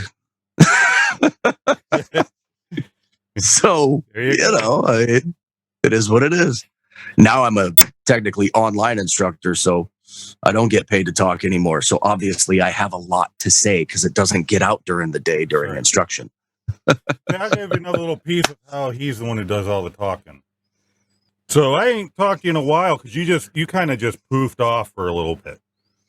Yeah, I had a few months where I just had way too much going on. I didn't get on Smule. I didn't do anything social media for a while. I got into my first comp and you were doing that. And then I got out of that when it was over and then you were gone. Oh yeah, I was on the admin side of that. I was one of the judges. Yeah. You're the one who failed me out of that thing. Hey, you can blame me if you want to. That's fine. So not long ago, finally you start showing up again and I joined a couple of your things. I'm like, oh, look you're back. Yeah, the weather took a change for the better. Yeah. Part of the reason why I wasn't doing anything Smule related was because that was during essentially the peak of the summer, right? So it's 110, 115 degrees outside. It's 125, 130 in my garage. I ain't going to come out here and sing. And if I'm not going to sing, what the hell am I going to talk to people online for? Because it's all about, no, I'm just kidding. I'm just kidding. What a joke. For anyone who doesn't know, our groups that we have online aren't just for the karaoke app. That's just the one common denominator that we all have. But we have legit like lifelong meaningful conversations pertaining to life, I guess you could say. We know each other's story. Or that kind of like this right now. The other day I was on a call and they did for about 30 minutes where they were busting Sammy Joe because she's short. Hey, there's nothing wrong with that. That's normal. That's the way it is. She is short. What was it that I messaged you about something and then you again decided to call? There's something I was asking you about something recently. Was it the podcast? Maybe it was. No. No, I brought it up while we were on call. No. Yeah. There's something I said, and then you ended up saying, because you called me during your lunch, you said, I got 15 minutes. 45 is what I said. 45. I think you started off with 15, and then you bumped it to 45. Yeah. And by the way, we only talked for 45 minutes that day, officially. That's a lie. That's the biggest lie you ever told. I don't remember what you called me for. There's something I was asking you something. I'm positive was that because I asked you about something. Well, how about this? You're thinking I'm going to put a super awkward like silence that we're going to have to later edit out in post editing because I really need to get a soda and my refrigerator in the garage is like 20 feet that way. So I'll be right back. And then I'll tell you, if you can't remember by the time I get back, I'll tell you what it was because I just lost it. I pulled a U. Dude, I pulled a U. Oh, cheat. Just go online and look at what the hell I said. Train of thought left the station. Why does this always happen? It's this type of thing that drives me nuts and I can't get off the subject because it pisses me off. I can't remember. I think I had asked you what your plan was with solo duets because we hadn't done anything with it in a while. No, that also came up during a conversation. Oh, did it? Yeah, that was right after talking about the podcast. She said, by the way, we need to decide what we're doing with that. Nah, that's right. You're right. I forgot. Right. Well, I wouldn't go that far. My mother has claim to that phrase forever and always until eternity. Son of a hole in the head. I'd have to scroll way back. Oh, dude, it's going to be forever because that conversation, dude, that was eons ago. That was months ago. It's not that damn important. Anyways, it might have been just that, whatever it was. I just remember it was. We were messaging online about something in the chat. Like, I'll call real quick. I got 15 minutes because I got to go back in class. I'm like, all right. I got it. Vocal warm-ups. Are you sure? Yep. We were talking about, you had made mention about distortion with the voice, and I told you about vocal warm-ups to do pre-hand. I know what it was. No. And then I gave you the YouTube guy to go to if you want to learn about that stuff. I'm going to tell you what it was, and you're going to go, oh, yeah. I couldn't get my mic. I hate it when this happens. I couldn't get my mic to work on TikTok. TikTok. That's what it was. It all see, we worked back. We kept remembering. Yeah. You're right. So that did lead to a conversation about vocal distortion and warm-ups and all that, but we were already talking. You're right. Damn it. So, every time. Every time. Anyways, so you call me, all right? And then as soon as we get online, you're like, oh, by the way, I was wrong. I got 45 minutes. Yeah. I'm like, okay. Yeah. Well, and that's the thing. Something. Well, that call, like you said, was about 3.5, 4 hours or whatever. Yeah. So we came up with a time, and that night was my night to put Jacob down for bed. So I told you, I said, I'll call you like 8:30 or whatever my time, right? And I did some quick calculations. I'm like, 8:30, that's about 11:30 your time. Is that okay with you? And you're like, yeah, it's fine. I'm going to be up anyways. So I call, and that conversation, 6 in the morning. Oh, man, that went for a while. That one was like, that was like a good 6 hours. That was crazy. Yeah. I think but that one, saying, dude, I'm letting you go. I'm just going to have one more cigarette. 5 cigarettes, 10 cigarettes later. Yeah, well, then it happens. Call me. Then we're going to have another. Well, that one, you had mentioned the podcast on that one. Yeah. And I got excited. I'm like, hey, because I've thought about podcasts before in the past, but I'm like, what the hell am I going to talk about? No one's going to want to listen to me. And next thing I know, here's a guy with the same idea going, hey, do you want to be a co-host on a podcast with me? I'm like, you took the words right out of my mouth. Fuck yeah, I do. Well, You know, I can't like, remember. I had the idea come for on. some reason, and I remember telling my wife about it, and she's like, that sounds like a cool idea. And I said, I'm going to ask Brandon to do it with me. Because one, doing it by myself, I mean, yeah, Joe Rogan, them, whatever, they can do it, but I'm like, just sit here by myself. Yeah, but he's got a guest in every usually has a episode. He's guest. not Yeah, necessarily that's by true. himself. Yeah. So I'm like, I can't just sit here, you know. So and I don't then actually care for I that talk to you anyway. personally. What, to do it by yourself? Yeah, like I understand what you and I had talked about. Like you want to have, you know, guests on the show, Yeah. you know, and do their thing. I've listened to some of the podcasts where it's just one person and maybe they take calls, maybe they have a guest on the show, maybe they do whatever it is they do. And don't get me wrong, like I have a super high appreciation for what those guys are doing because they decided this is what I want to do. Fuck it, I'm going to do it. And they did what 98% of the world doesn't do. They pulled the freaking trigger and they went to town, right? Good for you. Awesome job. I am fucking proud of you, but I don't like your content. There's a few. There are some. I'm not going to name any names. I don't want to dog anybody and like put anybody on blast. And there's going to be people that hear us and they're like, you guys fucking suck. It is what it is. Don't care. Don't care. You know. Well, some of the single ones are people that like do the crime stories and stuff like that. But all I know is I thought it was a cool idea because it started off with whatever the podcast was going to be. And I was like, I'm going to ask Brandon because you're well-spoken. You're an instructor. So, you know what I'm saying? You got what I don't really have, but bouncing off of you, I kind of gain that. Kind of like Smule. I can be goofy. Once I open up, I got a pretty good personality. But till then, I'm kind of weird. Like I'm kind of whatever, restrained. I don't want he says I'm kind of weird. Yeah. So it's kind of like on Smule when I started duetting with you because the way you are, it opened me up and I started being more, you know, loose with it. And then I started being me.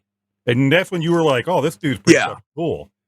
I had you laughing pretty good shit on Smule. So I'm like, same thing with this. And we already talk well. So, and then think about our conversations. And then after we talk, when I mentioned it to you, and you're like, yeah, I'll do that. And we're like, our conversations sound like podcasts almost already. Well, it's easy, dude. All you got to do is sit there and listen while I say whatever the fuck I got to say. And then I'll shake my head or I'll like, is this guy ever going to shut up and let me say something? Good Lord. The Smule part was actually your idea. Because we were sitting there hashing out what we would talk about on a podcast. And you're like, dude, we could have Smule on there. We could so again, Smule will be on there, not a sponsor yet. Yeah, Smule will be on there, but it's not a Smule podcast. No, not at all. Featuring stuff about it here and there. Well, and the reason for that is that's how, I mean, if people haven't figured it out by now, that's how we met. There you go. Why wouldn't you feature the platform where you met a good friend and you started on, I don't know if you want to call this a business venture or whatever, right? Right. But why wouldn't you talk about it? It's awesome. They do updates on Smule, and sometimes those updates suck. And they're just absolutely atrocious. But I'm still going to promote the shit out of it because I've met people on there, yourself included, and some other people in the groups. Again, I'm not trying to name names. I don't know if they want to be named or not, but it's not like anybody would know who the hell I'm talking about anyways. They can't touch me. But I've met many of people on there that I've created genuine friendships with, kind of like me and you, you know. Yeah, and these are people there. You know, not a single one of them lives. They're not my freaking next door neighbor. All you guys are on the East Coast. Yeah. You know, you're in, I mean, you mentioned Sammy earlier, you know, she's what, Texas, I think. There's people in Georgia. There's we've got group members in freaking Canada. You know, I'm in another group and called Melodic Dreamers, and there's people from the UK in that group. There's people from Australia in that group. Like, crazy. Smule allows you to connect with people in a global aspect. And I never knew that when I first signed up for it. Because like you, I'm like, oh, it's a karaoke app. Cool. I can sing my songs and maybe I can check them out later and just kind of use it as like a venting mechanism. Because I like to sing when I'm stressed, you know? That's what mine thing was. It was kind of a relief. Yeah, exactly. Yeah, like a stress relief. That's right. In my panic room. And maybe you do kind of have a full-blown panic room. Yes, I do. You really do. You're a closet within a closet. Yeah. You need to come out of the closet. No, you're fine. That's what I like. That's what I was saying before. When I started Smule, like when we were describing what we're going to do, and I said Smule is bigger than I thought. Oh, it's huge. It's not just you singing. It's you singing with people. It's you being in a group singing with people. There's competitions. And then on top of that, you're, like you said, you're making friends. It's crazy. Yeah. It's nuts. Once you get to the point where you understand all of the capabilities through Smule are not solely inside of the karaoke app itself, and you learn about the Line app. Oh yeah. That's when Smule universe, the Smuleverse, if you will, truly opens up and allows you to see, holy shit, like for real, it's this big. And it is, dude. It's crazy. It's worldwide. Oh yeah. And not only is it like that, but these people that are getting into bigger groups and they're really pushing competitions, it's not like kids are doing their own little competition. It's for fun thing. It's like these people are involved. Like the one that I was in, they took months to put this thing together. Like it was a true we did. You know what I'm saying? It was a big deal. Yeah, there was prizes and everything for that. Oh yeah. If I remember correctly, the grand prize for that was a microphone setup for home studio kind of thing. It was. I want to say it was with an iRig though, but I can't remember. I wasn't in charge of any of that. But then at the same time at that competition, I was running the Single Take Studios side competition that was within that comp. So it was a comp within a comp, right? And then we had our finals the weekend before, I think, the official competition's finals, and we had prizes. We had a first, second, third place cash prize. You know, I can't remember what, I think it was like 10, 20, and $30 is what we ended up paying out, if I remember correctly. But I mean, like, in the finals of that, and I blitzed. You did what? I was in the finals of that thing, and I blitzed. What do you mean you blitzed? I left the competition. Remember? Oh yeah, that's right. That's right. Because the stipulation was you got to stay in the competition main chat. That's right. That's why I disappeared. No, I'm just kidding. I'm just messing with you. So another thing with these people too is our show is also accepting of viewers.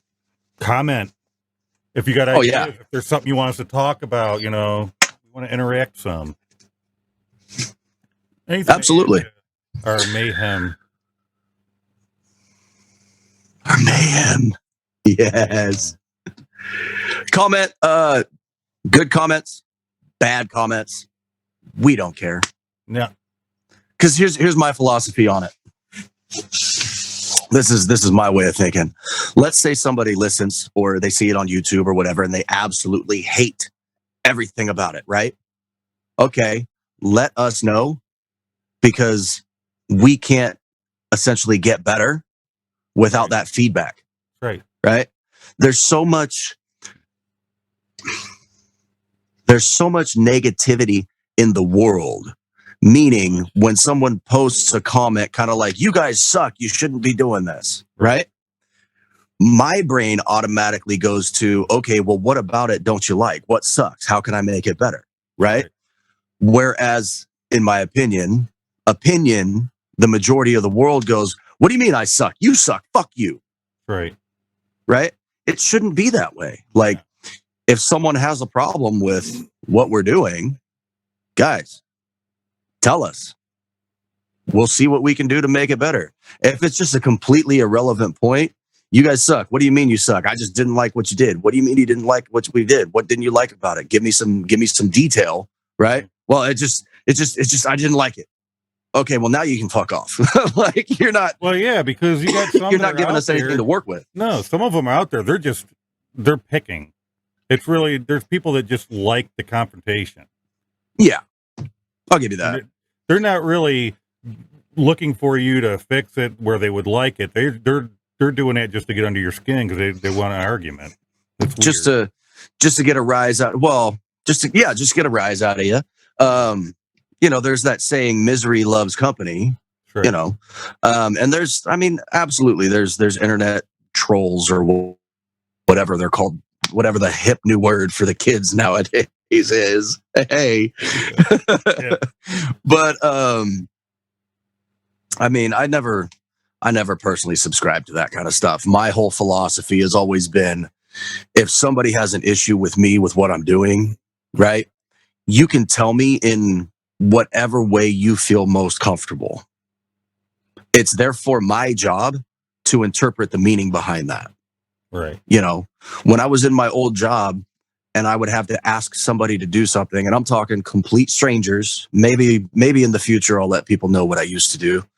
Ask complete strangers. My whole goal, my job, is to get that person to do what I'm asking them to do. Right? They don't want to. Not all the time. So you can imagine how many times I got, fuck you, you're a piece of shit, I don't have to do this, make me, all that kinds of stuff. And now my job is, okay, how can I figure out to essentially gain compliance with this individual in a non-physical confrontational way? Right. Right? How can I talk to this person and convince them it's in their best interest to just go with the flow? Right. So it's a skill set that you learn. It's a skill set that I teach my class in real life. As if this isn't real life. It's actually really happening right now. But, you know, it's online. You know, by the time people see or hear this, it'll already have been done and passed, right? But, you know, so you have to learn how to communicate with people. And I think the biggest thing nowadays, as far as communication, is people aren't necessarily listening. Not actively listening anyways. No. There's a difference between actively listening and waiting your turn to say your piece. Yeah. I think most people are just waiting their turn. There's a difference so they can talk. It exactly. There's a difference between listening and hearing. Yeah. Absolutely. Absolutely. So that's why I hate. Well, and I mean, I can break it down. That's when people say, "Yeah, I heard you." No, go ahead. Yeah, you heard me. Were you listening though? Yeah, exactly. I'm glad. And I can break it down. I can give you the categories. I can give you all the categories and stats and all that. That's part of my day job. I don't want to do that because this isn't my day job. We're just having fun. But it's just it's funny how I could take something like a negative social media comment, right? Yeah. And with what I've done over the last 10 years, I now understand my viewpoint on it is different because, like I said, I interpret that someone says, you know, fuck off, you're a piece of shit and die, for example, right? I look at that comment, if that person was making it to me, and I go, okay, what's wrong with you and how can I help? Yeah. Like, that's my thought process. I had a dude say something very much like that to me once. What? You should just fucking die. Really? Yeah. I worked for a photography studio. I did the digital retouching and all that. Okay. And my boss hires on this guy. He's from near Pittsburgh. And he's moving back. I guess he was from where I'm at originally. Okay. So I meet the guy, and he seemed like a pretty cool dude to me at first, but he's like, okay, you're going to go with him and help him. For some reason, for my job, I go help this guy move his shit back. which is very weird. So you're helping him move? Yeah, I went to his place in Philadelphia, in Pittsburgh, wherever we're at. That's amazing. And as I'm at his house that he's moving out of, I get a call that my grandmother has just passed away. Oh, no. Yeah. So wouldn't you be kind of a little down if you hear something like that? You don't usually go, oh, really? Okay, well, have a great day. And you just go on. Yeah. Unless you're one of those who don't really. I gotta help this guy move because my boss is paying me to do it. So I help him, and he's like, asked me if I wanted something. If something like, no, man, whatever. And then at some point, he's like, what's wrong with you? And I'm like, I literally just got a phone call. My grandmother passed away, and he didn't really have nothing to say about it. So we get ready to go. Now we get back in the car. We're headed back to where we're at in Buffalo, and we're driving. And I'm just like, it's really starting to kind of eat at me because I'm stuck somewhere. I can't go where I should be. You know what I'm saying? Yep. And your mind is just no longer anywhere near what's currently happening. Right. In your moment, your mind is what's currently happening at the place where you have no control and you're not at. And you're just not there anymore. You've checked out. Right. So I got you. That dude, I guess, got annoyed that I was sad about my grandmother passing. And he kept saying something. I was like, he kept being like, do you want something to eat? And I'm like, no, I'm good, man. I wasn't being an asshole. I was just being quiet in the car, inside of myself, Yeah. My grandmother. Yeah, you're internalizing, going over what's happened. Yeah. And he finally says something about, you're so fucking miserable over this. You should just get out of this car and go on the side of the road and kill yourself. Whoa. Yeah. Dude, it was everything in me to not blast that guy in the face because he's driving a car. Whoa. Yeah, it was pretty crazy. And then when he pulled over, I was ready to get out and just walk home. But I'm in freaking Pennsylvania. I'm like hours from home. Yeah. That was fucked up. Dude. I wanted to. So hang on. You guys pulled over for a pit stop or whatever. Then you had to get back in the car with this guy? And still drive for hours back home. 4 hours. Yeah. Talk about a drive. Dude. Then we get back and we're in Buffalo and we meet up with our boss. And somehow it becomes a shit storm about me and how I should be acting. And I'm like, fuck both you guys. Called my wife at the time and she met me and I just walked off. I'm like, whatever. I'm like, this is how you treat somebody? Wow. Yeah. So I know what that's like. It's pretty weird. Holy cow. It's kind of my point of like, there's some pretty messed up people out there. There are. Yeah, pretty jacked like up. that to me, that's kind of weird. Like, it's very weird. Dude's grandma just died and your only thought. See, to me, that just tells me that is a very selfish individual. Oh, yeah. He's a retard. Yeah. Like his... Sorry, can't help it. But no, like, seriously, his first thought is, you're so miserable over there. Why don't you just jump out of the car and kill yourself? My brain interprets that as in, you're so miserable over there. This really sucks being in the car with somebody who has no conversational piece to add. It's really boring. I might as well be here by myself. What can I say that's super fucked up to just get this guy out of the car so I can leave him here? Like, was that this dude's thought process or what? I don't know. What? But that guy obviously don't have any needs some compassion. help. He had no compassion, that's for sure. See, he needs some help. Flip it. And I'm driving, and this dude's down in the dumps, just found out a family member kicked off. Me, I would have been like, dude, I'm sorry to hear it, man. So were you close? I would like engage a conversation, try to help the guy feel a little better. You know what I'm saying? Yeah. And I mean, if let's say hypothetically you do that and dude comes back with, you know what, man, I really just don't want to talk about it right now. Okay. I'll sit there in silence with you. Yeah. I'll sit there in silence with you. I have enough going on inside this dome to keep me occupied for hours. I can ride. I'd be like, dude, and all right, I'll ride with you. I'll pray for you. And if you do want to say something, I'm right here to hear you. Yeah. Like, okay, we won't talk. Is there any kind of musical preference you want to listen to? Yeah. Nah, dude, I'm good. All right, country it is. Yeah. You can sit there in silence, but you're going to listen to me sing some fucking country songs. Oh, man. But The first country song's about the exact scenario. Oh, dude, yeah, that's what I was just gonna say. First song comes on. All right, maybe put on some like hardcore metal or something. Then in that case, just some super angry music. Wouldn't that be awkward? You immediately fumble the radio trying to turn it off or change the station. Oh, man. At that point in time, you would just kind of like, you kind of just got to let it ride. You know, like you turn it on. It's the very first song that's on the radio.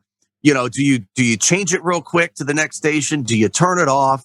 Do you turn the volume down lower? Or do you just let it ride? And by the time your brain has processed all that information, 10 seconds has gone by. The dude's already heard it. So you just might as well let it go. Let her go. Just sit in silence going, I hope this don't hurt him.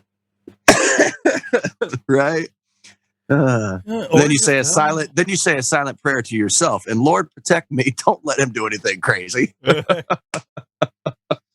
Right. Oh, man. Oh, that'd be great. For all you people out there, if you know somebody and they're down in the dumps because somebody passed, don't tell them they should kill themselves over. Very valuable lesson to learn right there. I can't believe that's something that has to be said. You know what I mean? Yeah. That's just, dude, that's the world we live in today sucks. Hey, I mean, I see it on TikTok. I follow stuff that's inspirational, face stuff, whatever. I don't want to watch the stupid little girls half naked twerking and all that. No, not at all. There's people on there that do little videos where they're near crying about somebody that's like, especially like handicapped people. I've seen a couple of them. One dude can't spell well. He's not right, and he tries real hard, and a dude whacked on him for it. He's like dyslexic or something, or what? He's like slow. He's not. Oh, okay. You know what I'm saying? It's like he's an older dude, but mentally he's younger, if you know what I mean. Yeah, I got you. Yeah. There's another guy that can't talk. He couldn't talk well. And he's talking about something about him because he had like cerebral palsy or something. Dude, I see a comment and a guy literally said, "Sorry, man, but I'm just laughing my ass off here the way you're talking. I'm laughing my ass off." I'm like, really? This guy was okay. First off, if you got to start a comment off by saying "sorry, dude," you probably shouldn't leave the comment. I mean, unless it's your buddy, I'll say shit like that to you. I got no problem saying that to you. That's right. But we have a different relationship. That's right. You know, we're talking about complete strangers just being total dickheads to each other for the sake of being an asshole. Yeah. That's just not cool. Leading up to what you talked about. That there's just people out there that they're cold-hearted. Here's just another tangent off topic, way nowhere near what we're supposed to be talking about. What are we supposed to be talking about? You mentioned TikTok. TikTok, the clock goes round. Oh man. Oh god. I don't understand social media. I really don't. I tell you what. So many times I'm like, Facebook, I don't want it. But it's hard to get off of it because I've tied some stuff of my life so into it. Like, oh yeah, especially if you've got like personal relationships with someone. Like I've told you in the past, my Facebook account is mine. Like I leave that for very close friends and family, and basically that's it. Like you got to be, to me, within my world of what's going on, you got to be a pretty special person to be on Facebook. One of these days, you've made it it's a life goal. I'm gonna make it in there. So, well, like you'll be sitting there on your deathbed, and I'll be like, "Hey, bro, I got you on Facebook." Yes, I told you I would do it. That would be it. That's what I was holding on for. Oh my god! No, like I found out about the fire side. Oh, that's amazing. Family. I'm part Italian. My last name their name was Fuoco, coming from Italy, and then most of them Americanized it to fire because that's what Fuoco means. Mm. And it come to find out, the side of the family is huge. It's like they're all in Canada, they're all across the states, they're everywhere. Wow. I met this one dude that grew up in North Carolina, moved to Ohio, and then he found some of us on Facebook, and he came to visit us. And I was talking to him. Me and him kind of hit it off. We had a lot of similar things. and we were talking about finding more family. So I end up making a Facebook group, Fire Fuoco Family, and I start looking for fires and Fuocos. That thing's loaded now. I ended up off of that. I started, which used to be something that was done, and it hasn't in years. I started a family reunion up, and I'm getting like 100 people and more at this thing coming from all over. Dude. So now I'm stuck because, like, if I get rid of Facebook, how do I keep in contact with these people? Yeah. You know what I'm saying? So Facebook does something that gives you a leverage, which really is cool in an essence. If Facebook was used right and it wasn't what it became with all the shit storms and the political and, you know what I'm saying? If it would have been what it really was, Facebook's really a cool idea. I found a lot of people I haven't seen in years because of Facebook. Oh, yeah, but, absolutely. Now I'm so involved in it, but yet there's shit on there that I'm sick of seeing. I'm like, I just, you know. Oh, dude, I'm tired of all the main thing that gets to me is all the political shit. Oh, can't handle it. I don't want to get into politics today. No, let's not go down that spiral, please. If we can help it, this shit ain't going to be on here. I mean, I have no problem. I have no problem talking politics. Don't get me wrong, but I got to have the energy for it. And dude, this week work kicked my ass. I don't have the energy for that conversation. So let's just leave that as it is. But that's my number one complaint with Facebook lately. It's everything. So much what? There's so much whack shit. So much what? Whack shit. Oh, whack shit. What do you think I was saying? Whack it, I didn't know what you said. Whack it. No. You've already got your pants off, okay? Let's just leave it at that. You're fine. So, anyway. For anyone who just now tuned in, he took his pants off earlier. Yeah, it got hot. Is that how that works with podcasts? Like, can they tune in halfway through one or 3/4 of the way through one? I don't know. Well, they may be flying like, oh, what's this all about? And they just kind of scan through it. But, brain fart. Uh-oh. Yeah, so again? I got to where, you know, I keep Facebook, but I hardly go on it. If I do, I also started another group following Jesus because I don't know about you guys. I have faith, whatever. It was something I could do. Makes me feel better, and it's up to 182 members now. Now, is that a Facebook group? Yeah. See, I'm not opposed to joining Facebook groups. Yeah, so it's awesome. I post stuff on there. I added an admin, a guy I know that does a lot of cool stuff. Nice. So really, I'll go on Facebook because I'll read a Bible verse in the morning on this app I have, and then I'll screenshot or whatever, and I'll save it on my following Jesus page. Yeah. And then I might scroll a few things, but for the most part, I try, and I don't even hardly I hardly look at anything. I go straight to my groups to do something, in and out. Yeah, and see, the thing is I used to be like, Facebook was it for so long, dude. Like, oh yeah, for a long time. You know, it went. You had MySpace for a little bit. MySpace was super cool. I thought MySpace was pretty cool. You could design your background. I thought it was awesome. Yeah, pretty cool. Yeah, you could have your playlist of songs that play when people go to your profile or whatever. Yeah. You know, Tom was always lurking in the background, like, hey. Yeah. Weird. Probably still there. But then Facebook, and it was just basically nothing but Facebook for so long. Yeah. And then the other platforms started, you know, popping up here and there and whatnot, whoop-de-woo. But now it's kind of funny because, like I said, I'm new-ish. I would still say I'm new to Instagram. Like, I've had my Instagram thing now for a couple years. I don't really do much with it. It's just, you know, random things throughout the day. I try to keep the Instagram stuff separate from the Facebook stuff because you know how they're intertwined? Like, Facebook owns both. Oh, you know, so you can post to Instagram and then there's a link that says, do you also want to share it to Facebook? Right. And it was funny because for the longest time, I would see a friend post something on Facebook and then I'd be scrolling through Instagram later and I see the same exact post, same exact wording. I'm like, I started my Instagram because I wanted different content, but I like these people because they're my friends, you know, and my Instagram's public. My Facebook is private. But then I got turned on to TikTok by a coworker of mine. Oh, dude, not even that long. Few months ish. Yeah, so I just got on. I don't know. We got on. I just got on it maybe a few weeks ago. I'm sitting there, Okay. and a buddy of mine, my older daughter's boyfriend's like, "Listen to this. Did you hear the new version of Thunder Rolls, the rock version?" So many times it's Really? getting old. I sang it, man. I posted it. You didn't listen to my version? I'm trying to make it my own. No, Anyways, no, I haven't heard yours. He's showing it, and I'm like, It's already on Smule. Yeah, I couldn't believe that rock version is already on Smule. Like a day or two after it came out, it was already on Smule.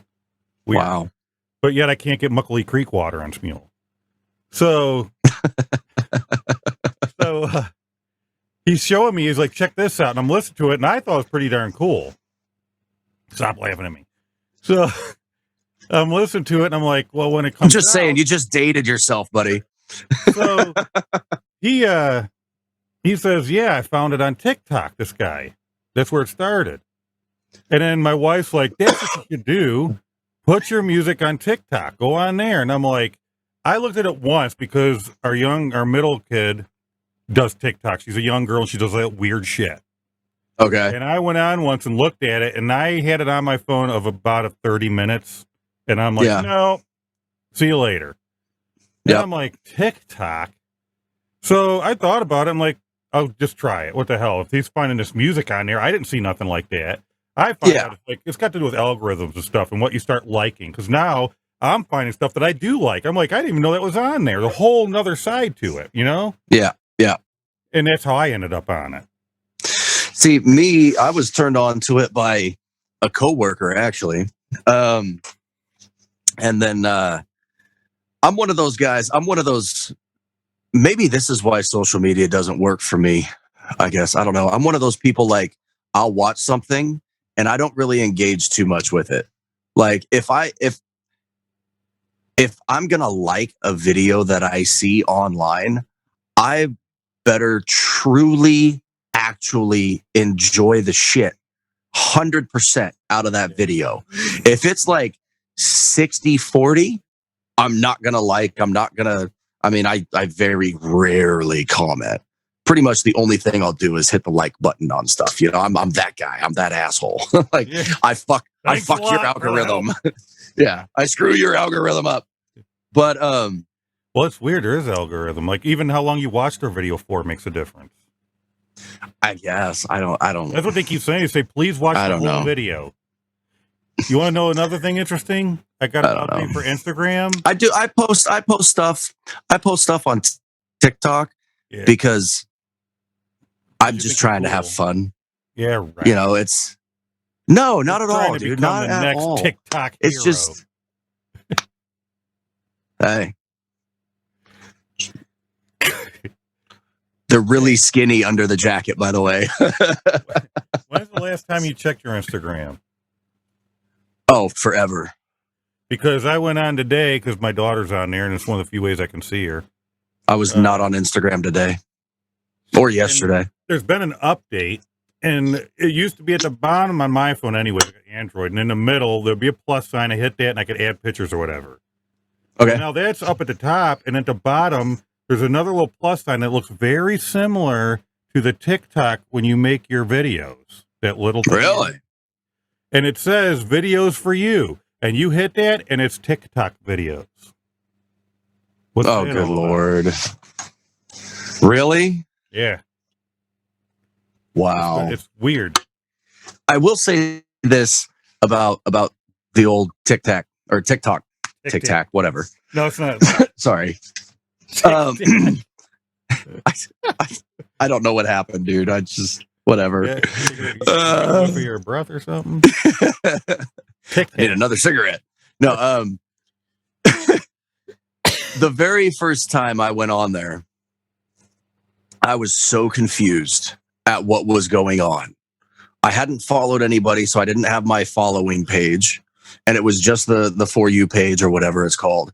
Yeah. And I'm watching these videos, and the majority of them, I don't know if you've noticed, but over the last few weeks, it seems like, or maybe months, it seems like the videos are getting longer and longer and longer and longer and longer. Like they have that 1 minute cap to the videos, you know?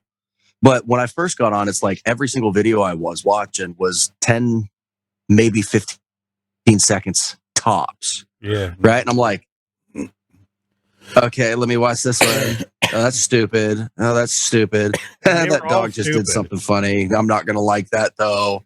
That's stupid. That's stupid. Right. And it was literally like I stepped outside to have a cigarette. I checked it out. And then I texted my coworker who was trying to turn me on to TikTok. And I'm like, this is ridiculous. This is just absurd. Right. Yeah. Oh, give it a shot. Give it a shot. Give it a shot. Okay, whatever. So fast forward, a couple of months or whatever, that same coworker shoots me a message and goes, "Hey, I noticed that you started like posting on TikTok because they're one of my followers or whatever. I just uploaded my first video or second video or whatever the case may be. Can you tell me why you've got X number amount of followers and I've got X number amount of followers after having only posted 2 videos and you've got like 30. I'm like, okay, so you want to have a competition? Let's have a fucking competition. Let's go. Right.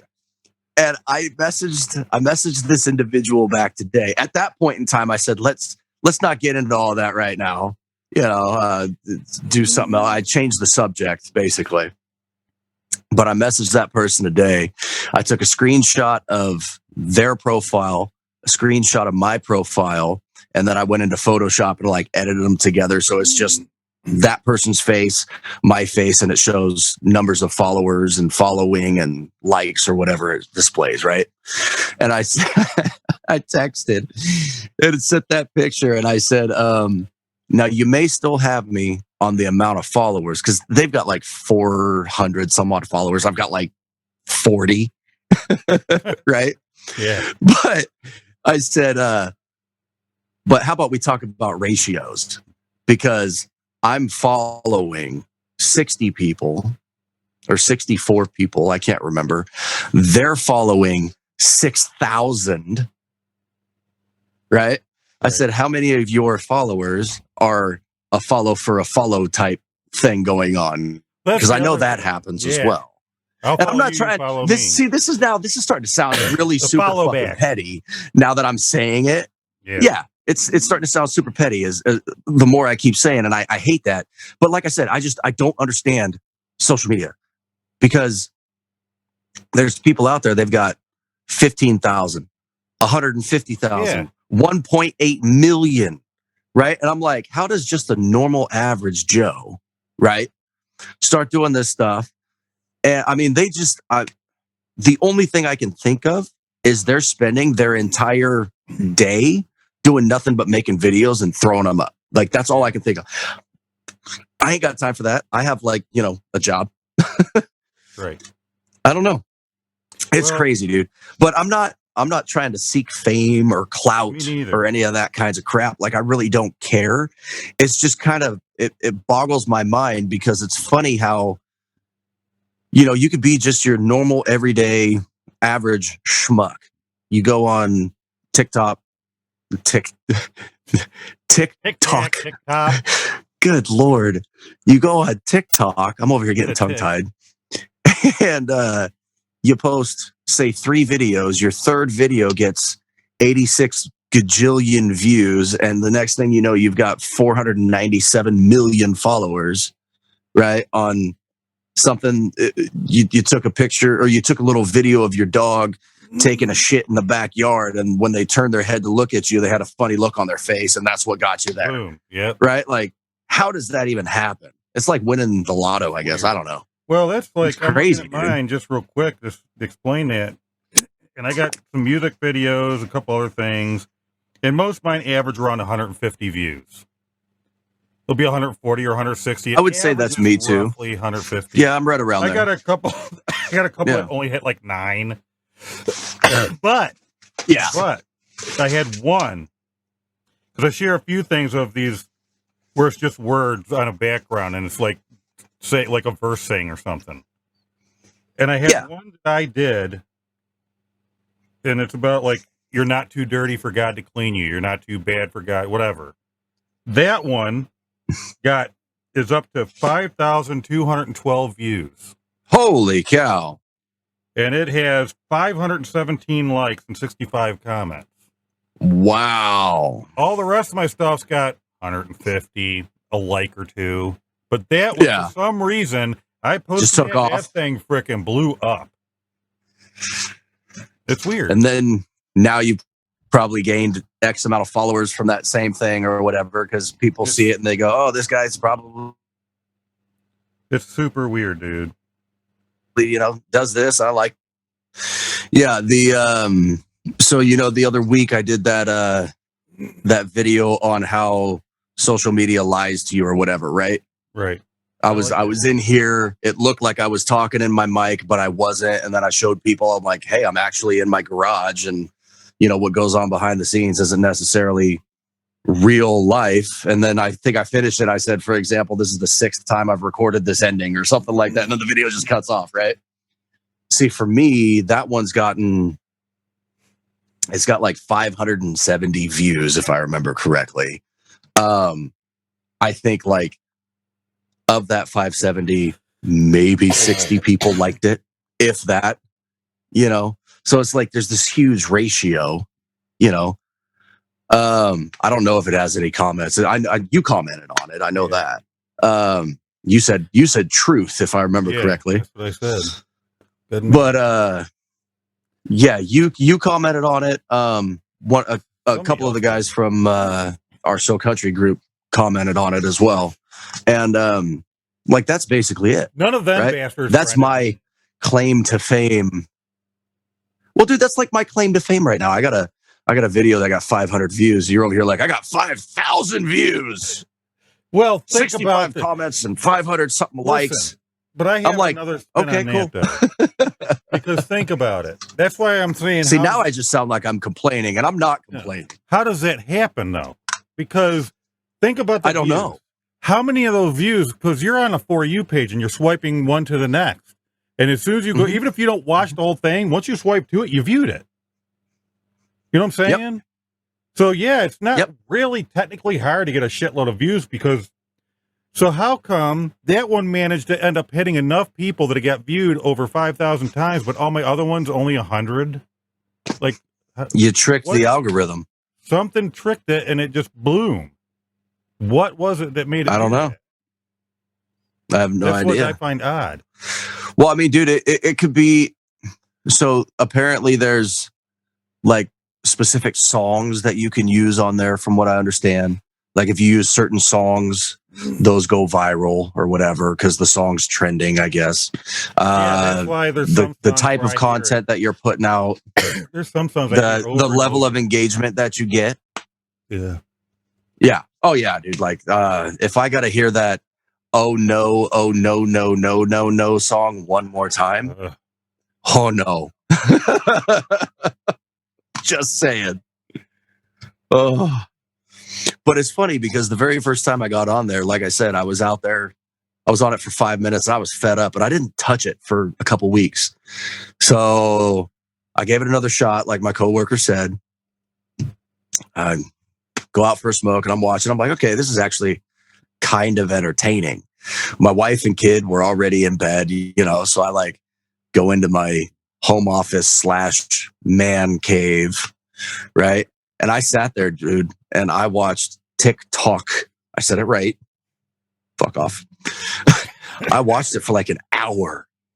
I'm like, whoa, what just happened? I've done that. And apparently that's normal. Like I've talked with I talked with that coworker. I talked with friends that go on there. I've talked with family members that go on there. Everybody gets sucked in. It's like this black hole of an abyss that just like...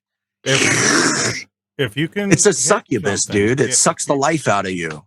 If you can hit something that actually interests you, you'll sit there and you'll keep scrolling. Oh yeah. Do you ever go to? So you know how you've got on your main screen, you've got your For You page, and then if you swipe right to go left, I guess. I don't know. On the left side, there's following.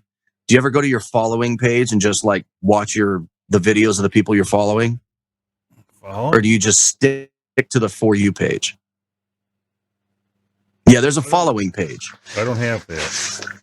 I have home, discover, and then I got add a video, and then I got Look at the top. Look at the top. You see on the top where it says For You? Next to that, it should say Following. Swipe over to Following. I don't have a For You. I don't have Following. I have none of that shit. I have one where there's a heart where I can scroll through ones I've liked. I don't have that. Are you on your profile? You can't see that shit. It's that I can't see that. It's the ring light. So are you on your profile? Yes. Okay, on the bottom left corner of the screen, click on the home button and then look at the top of the screen. Oh, yeah, that's right. Yeah. Go to Following. Yeah. And that's just videos of the people that you follow. What? Hey, it's me. Oh, that's wicked. Which one is that? What did it tell you? Oh, shit. What is it? That's hilarious. Holy shit. That's funny. Pretty weird, ain't it? If that don't tell you something. Which video of that was mine? That's hilarious. I don't know, because I reset it. Oh, you already lost it. Yeah, it does that. But yeah, if you go over there to the Following page, you can just go through the videos of the people that you follow.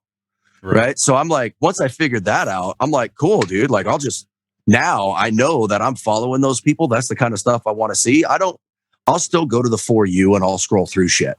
The problem you have with the For You, here's your problem. Because you're Mr. I ain't fucking liking nobody. You don't like nothing. So the algorithm's not figuring out what you like to send you shit you will want to watch. I like to keep my options open, man. I don't. I want to be entertained by whatever happens to come along. I don't want to get stuck. I don't want to get stuck with just what the algorithm picks for me to watch. Well, that's what you're doing, though. Not at all.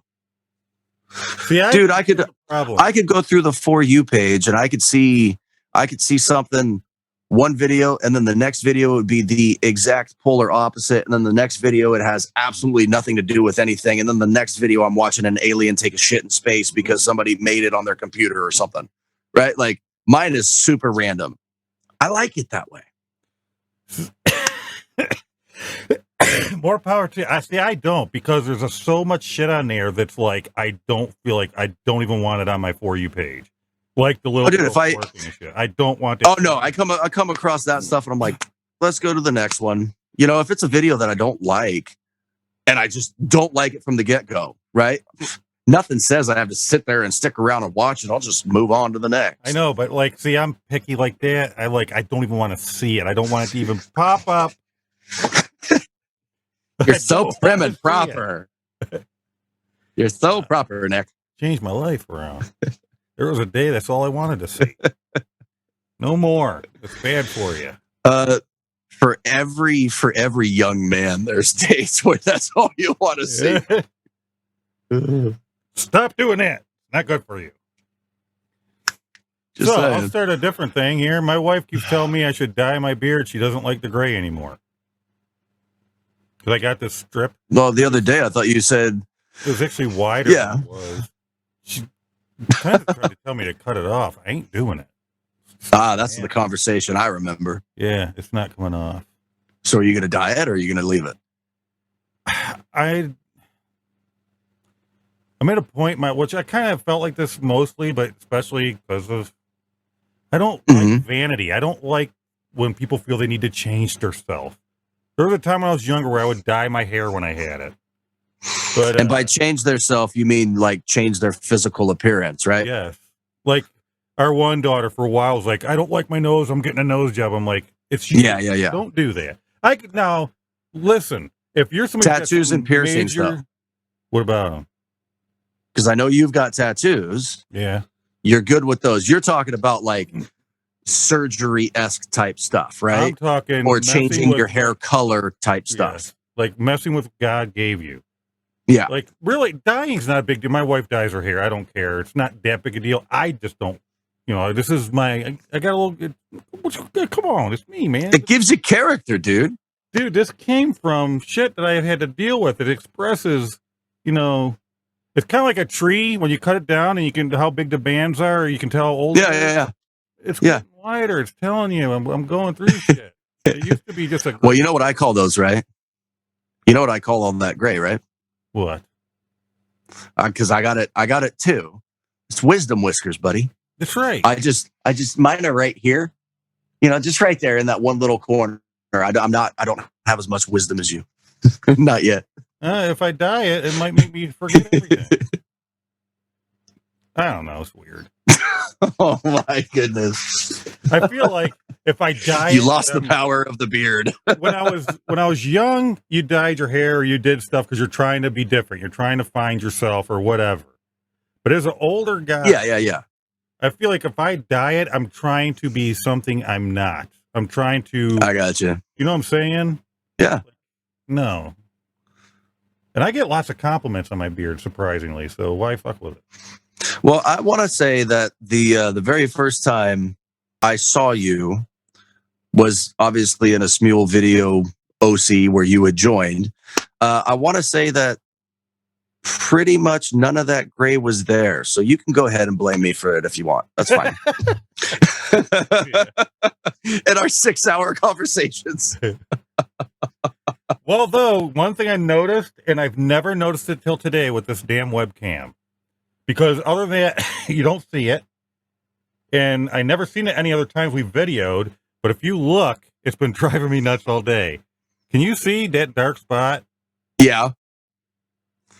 I don't know what it is. You know what? You want to know something funny, though? And this is going to kill you. This is going to absolutely murder your brain. Okay? Now, for anyone who watches this, if we throw it up on YouTube, they might have already noticed it, and it might have been driving them nuts or whatever. Oh, guaranteed. Okay? I've been so involved in our conversation. You didn't notice? I didn't even notice it until you pointed it out. Did you not notice it, or are you just being so nice to me? No, I'm dead serious. Really? I am dead serious, dude. Because when I turned the webcam and I was getting ready today, I noticed it right off the bat. I kept going, what the hell? Yeah. And I'm doing this, and I got up close, and it's got something to do with the colors that are in my beard. If I'm at the right angle with that light hitting. Yeah, the lighting, yeah. Yeah, it's color. My beard actually. Well, turn your light up. Or turn it down. Maybe. I don't know. No, fuck with your light. Turn it up, turn it down. I don't care. Oh, even with the light off, it picks it up. Chocolate, okay?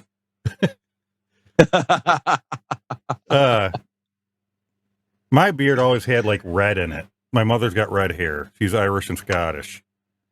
So I got like, I'm a dark brown haired dude, but then I got like this red in my beard that you can see. And dude, it's awesome. Stupid little, yeah, it's awesome.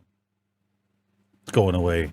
Now, is that like a darker patch of your mustache it's only there because of your lighting situation, right? Yeah, because I've never seen it before till today with this thing. I've never seen it before ever. You know what it is?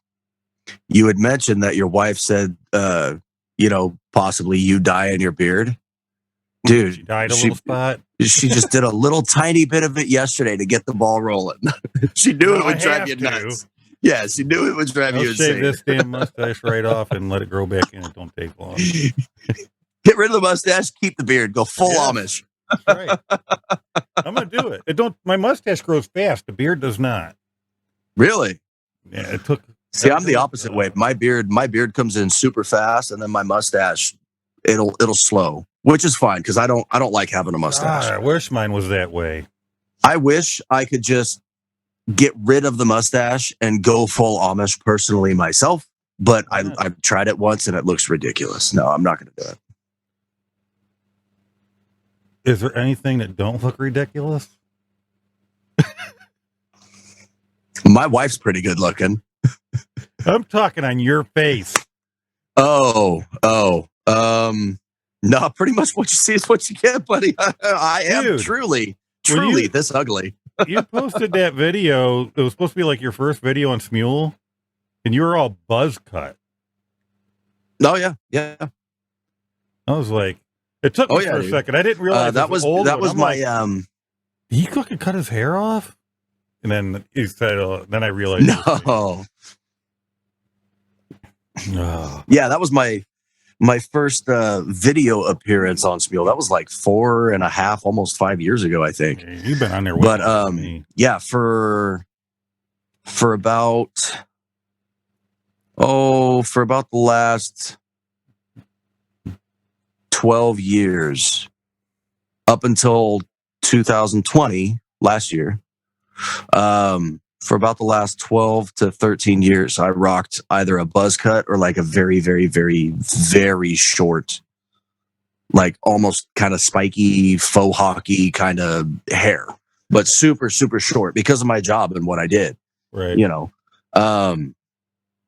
now I decided in October of 2019, because my job that I currently have, you know, I'm fortunate enough to work for an employer where if I want to have a beard, I can have a beard. If I want to grow my hair, I can grow my hair, so long as I'm presentable and I can maintain a level of professionalism, right? Dude, for the last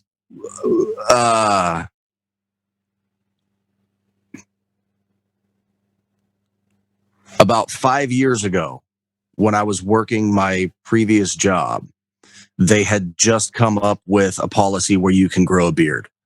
So me personally, I never grew a beard in my entire life until I started my current job, and I was at that job and under their employ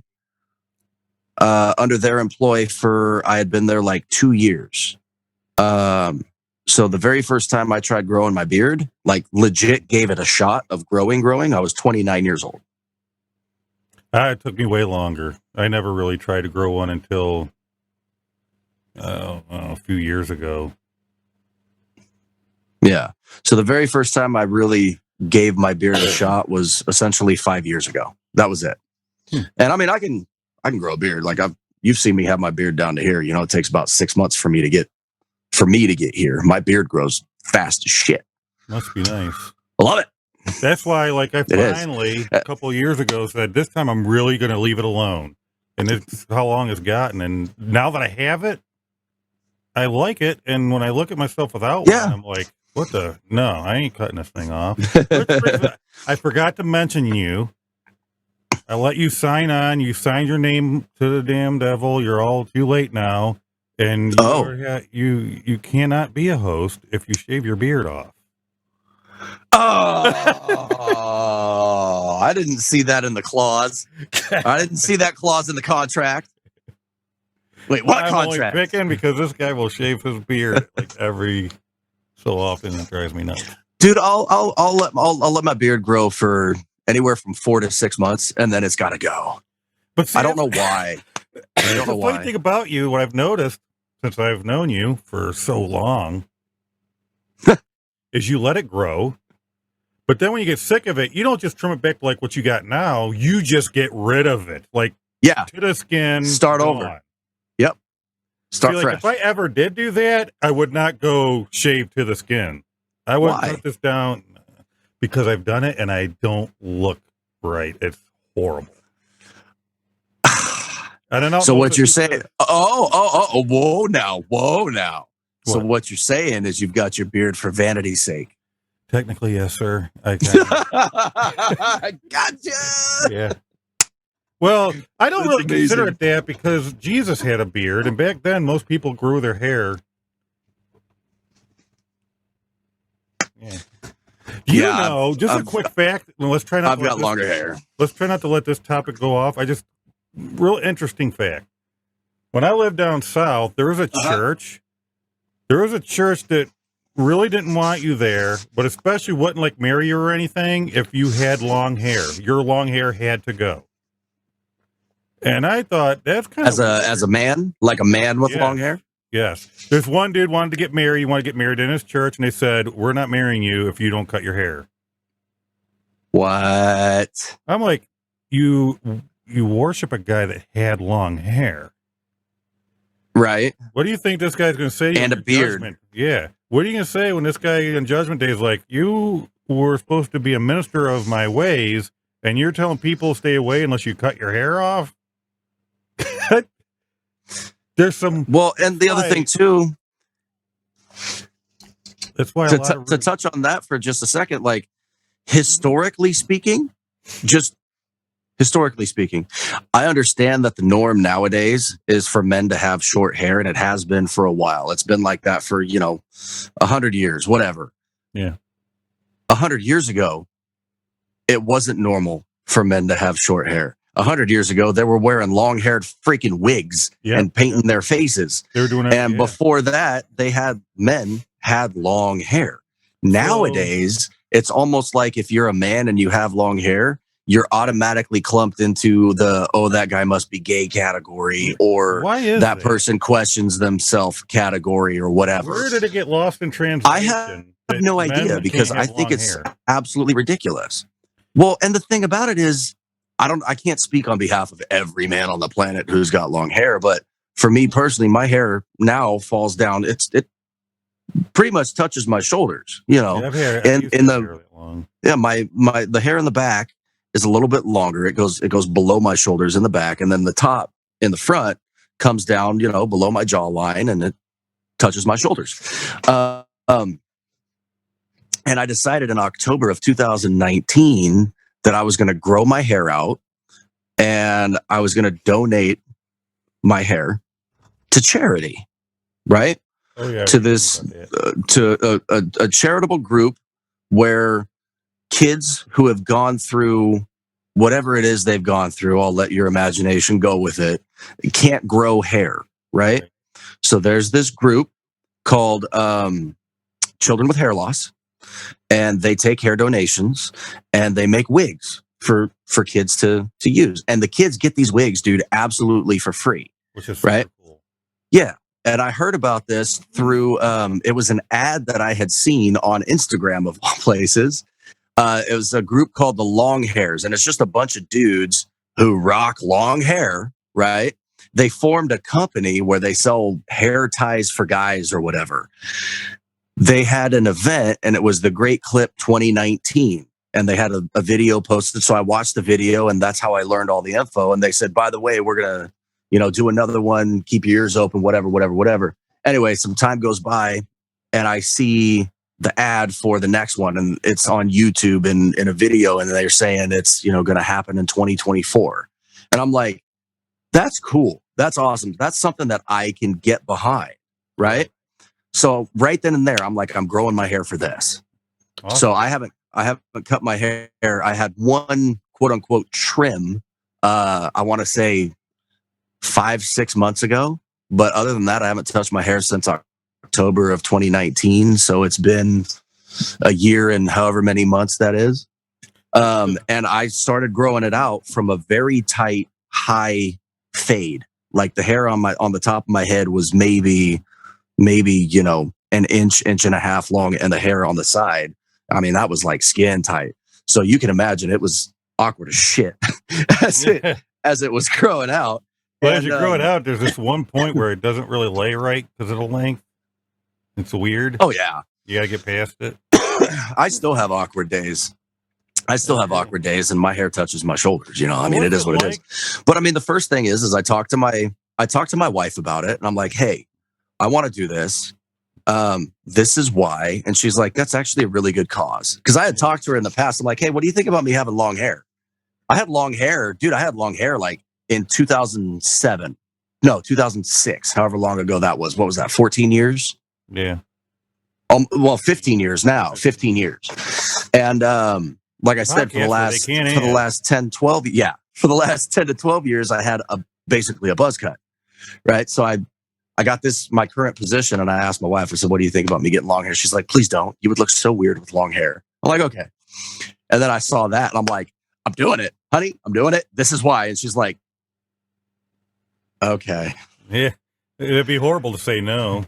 Yeah. So basically, from October 2019 until the event in 2024, I'm giving myself 5 years, essentially, So, I mean, by then it could be down to my ass. I don't know. It could be down to just my chest. I have no idea. And it stops. Yeah, it reaches that point where it doesn't grow anymore. I don't know. So we'll see. But when the time comes, I've decided I'm going to donate 100% of it. So I'm going to go full bald. I'm going to go full bald. Here's why. This is what I told my wife. I'm growing my hair out currently, and with my receding hairline, it looks pretty damn bad. For example, That's what I and got. let me just show the camera here so you can see, and the people in YouTube land, podcaster listeners, sorry, but check this out. It goes like way back here, right? You gotta lift your head up. Can you see it now? Yeah. That's what I So had. it goes way back here. Yeah. Yeah. And I had that in high dude, school. it's going. I had that in high school. Yeah. I didn't start getting it until my like mid-20s, but or early to mid-20s, but like it's slowly going back, and it's not stopping. No, it's not stopping. And I understand there's things that you can do. You can get Rogaine, or you can get on certain pills or whatever. I don't want to do that. I'm a lazy fuck, which is why growing out my hair works really well, because I don't gotta do shit. But I keep telling my wife, I'm like, this is my last ditch effort to have hair before I'm bald for the rest of my life, which is why I'm going to donate 100% of it anyways, because by then, who knows, this hairline I could be Jean-Luc Picard style head by the time it comes around. I don't know. You gotta, by the time you get there, even though you have a lot of length, you have lost a lot of hair, so you got to make up for it in length. Yeah, and I'm one of those guys. I like to research stuff, so I've researched on YouTube and on Google and all that other kinds of stuff about long hair and tying it up. And they're saying, don't leave it tied up for too long, and if you are going to tie it up, don't tie it up too tight, because it can lead to alopecia or whatever, and like your hair strands can start falling out prematurely, and this and that and the other, and lead to male pattern baldness and yada yada whoop-de-woo. And I'm like, okay, now that's a rabbit hole I don't want to go down. I just literally wanted to know how I can keep this healthy for the kids when I donate it, because I've never had to take care of my hair before. I was one of those guys, I would use my Dial bar soap to wash my hair, like I didn't care. I'm the opposite. I use my shampoo to do my face because I can't stand soap on my face. It makes it feel dried out. It's weird. But that's what's weird. You started to ask me what something was like. Yeah. You said, what's it like? But I was already mid-sentence. Like when you've never done anything nice in your life and you're actually doing something that's nice. Is it weird feeling? All right. Good show. Have a nice night.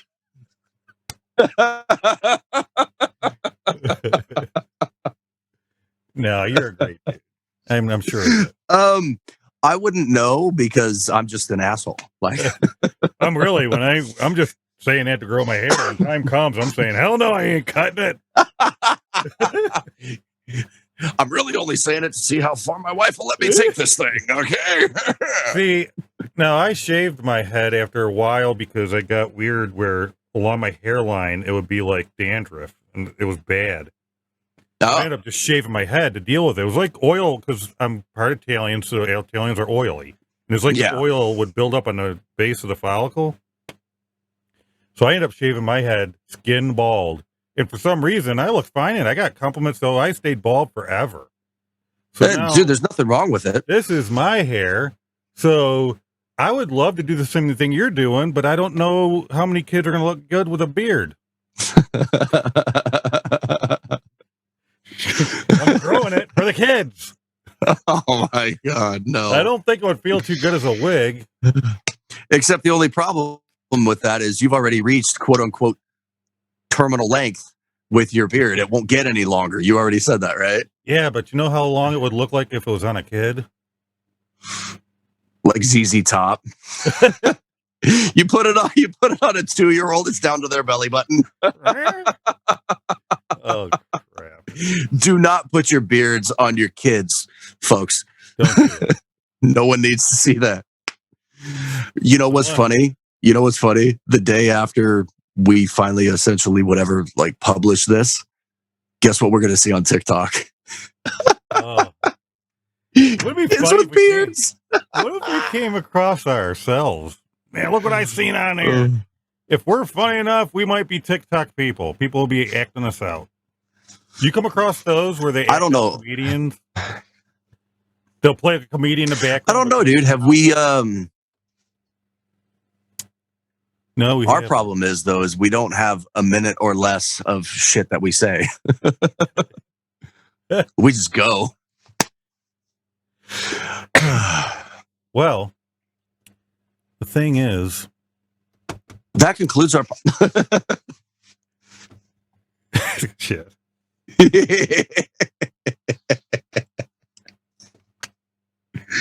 The thing is what? The thing is what? I don't remember what I was going to say. Again? Dude, that senility is really kicking your ass today, isn't it? Sometimes you jump in and then I forget. I'm sorry.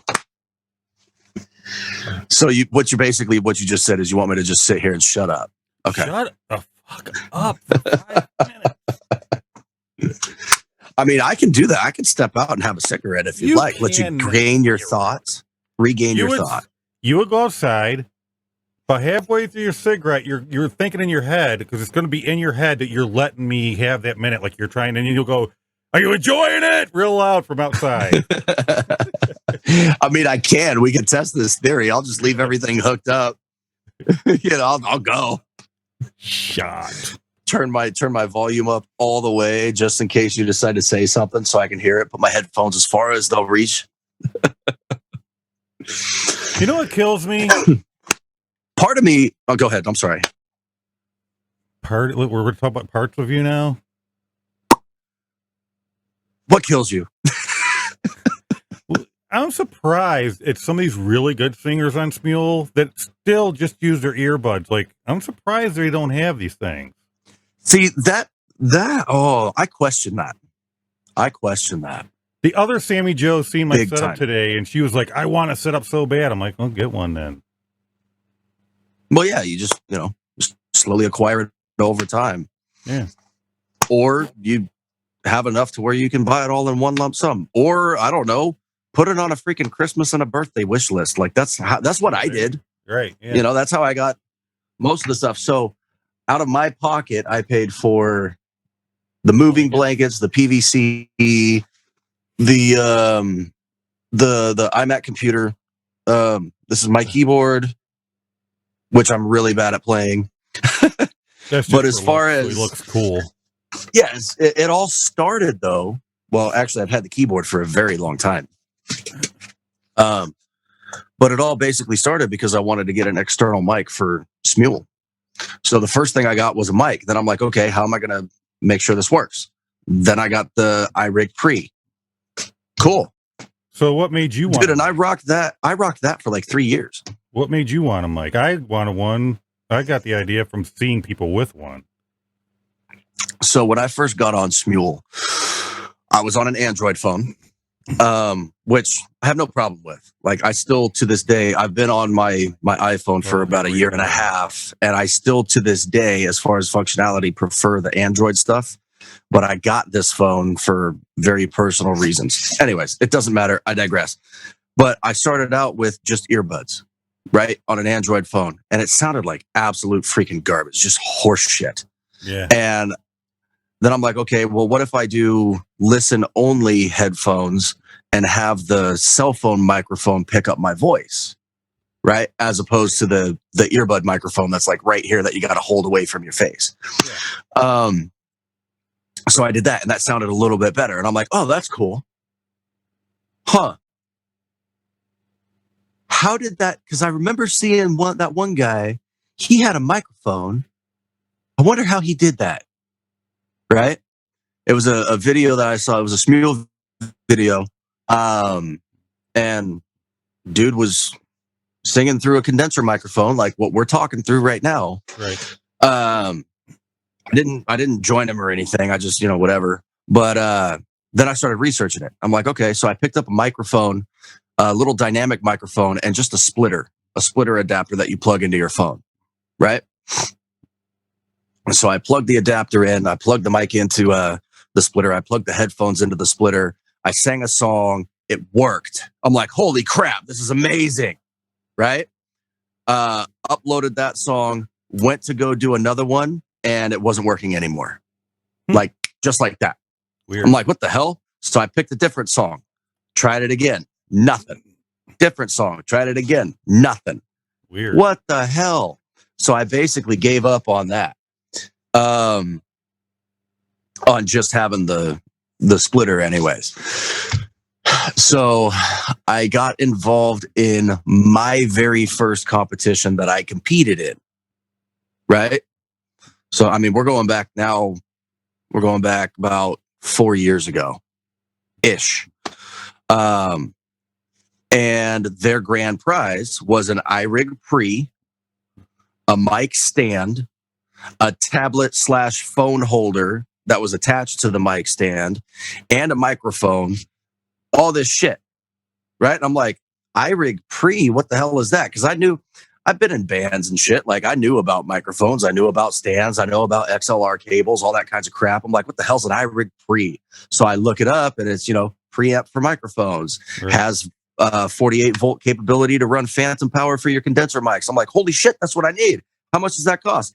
$39.99. Honey. She goes, yeah, sure.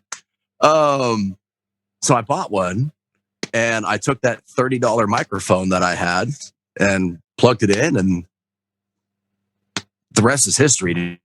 Dude, now you fast forward 4 years later, and I'm not only in a different house, but I've got this, which is all built by me. Yeah. My current microphone was a birthday present. My current microphone was a Christmas present, Christmas 2019. My Focusrite Scarlett Solo audio interface was a birthday present, May 2020. And other than that, everything else has been just slowly accumulated over time. So, that Focusrite's a game. But that's basically the story. Oh, dude, and I once I figured out the whole battery situation with the iRig, this is funny. We're going back to a conversation we started literally 3 hours ago. You understand this, right? That happened. That's how these things happen. But once I figured out the battery thing with the iRig, you just turn it off after you're done singing, and then you make all your edits and shit. And it conserves the battery. I had no problem. What my biggest complaint with was the gain on the iRig is just garbage. Absolute garbage. You have zero 1 minute control. I'd have to have it up, and then all of a sudden I got to turn it back down. Like it wasn't consistent. You constantly had to change it. Exactly. And I tried to find a happy place, and I just could not find it. Now, I will say every once in a while, even with my Focusrite, I'll load up a song on Smule, and I'll go to do my test, before, I don't know if you do it or not, but before every song, I do a sound check, basically. Like, how loud is it in my freaking ears? Let me know if I got to turn my gain up or down. Every once in a blue moon, but 95% of the time, I've got my sweet spot on my gain knob, and I just leave it there. Mine stays right in the same spot unless I want to back off of the mic and not be so close to it. Then I'll just switch it up a little bit. Yeah, but then in case plus you've got other buttons and doodads and gizmos that you never even fuck with, but they look cool. I use the Air sometimes, and now I'm actually using it direct monitor because I didn't even know about that. I didn't pay no mind to it because now I can hear me doing this. Normally I can hear it on Smule, but doing like this, I wouldn't hear myself. And it makes you talk louder. See, I didn't even think about that. I haven't turned on my direct monitor yet this entire conversation, but I'm going to do that right now. Easier. Oh, that's how loud I am. I don't have to scream. I can actually talk really soft, and you can hear me, Kay. I had no idea. I'm over here screaming at the top of my lungs. I'm like, shit. That's what. And the day I was turn my gain down. The day I was texting you, and you weren't getting what I was telling you, and I'm saying because if I don't have my headphones on and I can't hear me. Any natural time you have headphones on listening to music and somebody talks to you, you talk loud and you don't know you're doing it. Yeah. And I'm like, that's why I wanted to be able to hear myself. I was like, why can't I? And then the direct damn monitor. So, well, who taught you about that direct monitor button, by the way? You don't want it. This guy, dude, I've had about fucking enough of him. He sounds like an asshole. He's a dick punch. You did. So, what's interesting, and I don't know about yours, but I can't really see it. There's two things, and I hit one, it's one circle, and I can hear in stereo. That's really definitive, dude. I hit one, it's one circle. I can't see it. I can't remember and I can't see the damn thing. That's amazing. Shut up. I'm being technical. Oh my God. So it doesn't say what it says. Direct monitor. And then there's I'll show a picture if I have to. There's a circle that's green when I have it on. And I hit it again. And then there's two circles clicked together like a chain link. Do you have that on yours? I have no clue what you're talking about, bro. The direct monitor button. You have a direct monitor button, right? Yes, I have a direct monitor button, but above mine, if I push direct monitor, the words direct monitor light up. Oh, really? Like it says direct monitor. Oh, mine doesn't do the that. Actual words. Mine, I hit it. I take a picture and send it to you, but we're talking through my phone. So mine, I hit it and a green circle lights up and I can hear myself in stereo. If I hit it again, there's two circles that go like this, and then I can only hear myself out of one side. Oh, so you hear it in mono, and it's based on which input you're in. So if you're in input 1, you'll hear it in your left ear. If you're in input 2, you'll hear it in your right ear. Probably what it's doing, yeah. Yeah. That's what I would assume. I don't have your Focusrite, so I'm just assuming. You're not fucking cool enough yet. You're getting there. I don't have the money, Mr. Moneybags. Look at your studio. What'd you pay for yours? My solo? Yeah. I told you I didn't. It was a gift. It's a birthday present. Never mind. But I can tell you the cost of it. It was right around $109 ish, 105, 104. I don't know. It was under $110 after taxes and shipping and all that through Amazon. Yeah. The 2i2 wasn't too much more than that. But I wouldn't imagine. If I remember correctly, the 2i2 was right around like 129, 139, right? Something like that. Ish. Well worth give or take. Give or take $30. Oh yeah, dude, I love. You know I what? love I told you what my TikTok problem was, right? Why I couldn't hear it, why it wasn't working. Remember? You did, but I can't remember what you said it was. Because TikTok, for some reason, only reads one input, and it's input 1, and I was in input 2. So when I pulled it out and stuck it in input 1, I had sound. Now, why are you on input 2? That's weird. I don't remember why. For some reason, I flipped it, and I don't remember why I did it. Yeah, because my doesn't really matter. Mine, I hooked it up to TikTok just the other day, actually, and because I wanted to see. You and I had that conversation, and I wanted to test it. And I hooked mine up, and it was just perfect, just boom from the start. You only have one input. Well, yeah, the guy told me that. But now my new problem is, I have it, but if I duet with somebody, like if I just do a video, perfect. But if I go to duet something, it's super scratchy. And I don't know why. Oh. It's weird. Like I came across one guy. If you're on input 2, it is? No, if I go on input 2, it just don't work. It won't pick it up. It doesn't read input 2. It only reads input 1, which I don't get that. Oh, you're talking about doing a duet on TikTok. I'm still thinking. Okay. On TikTok. Because I came across this guy that said, sing with me. He's in a band, I guess. He's doing Turn a Page, the old, not the Metallica version. Yeah, Bob Seger. And I was going to sing it with him. Is it Bob Seger? I'm pretty sure it's Bob Seger. I start singing with him, and it's scratchy as shit. I'm like, what the fuck? Oh, that's great. Yeah, great. There's always something, man. Dude. I just want to I hate to break it to you. Which people are going to probably not even see this because it's the end. We probably should have, in case people don't know and they're hearing our equipment stuff, having the stuff for the mic for the tablets and whatnot, you got to have it because of the 48-volt ghost power. Phantom power, yeah. Phantom power. Same ghost, phantom, they're the same fucking family. The same thing. Same thing.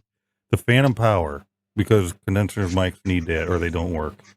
Well, you can get like a power adapter and, like a Neewer power adapter, right? And it'll run auxiliary power and give you phantom power for your thing. But the great thing about the Focusrite is it's all inclusive. You've got the phantom power capability. You can also run a dynamic microphone. Okay. So for anyone who doesn't know, condenser microphone requires additional power in order for it to essentially quote unquote turn on. Right. A dynamic microphone, more often than not, does not need that phantom power. You just plug it in and go and sing.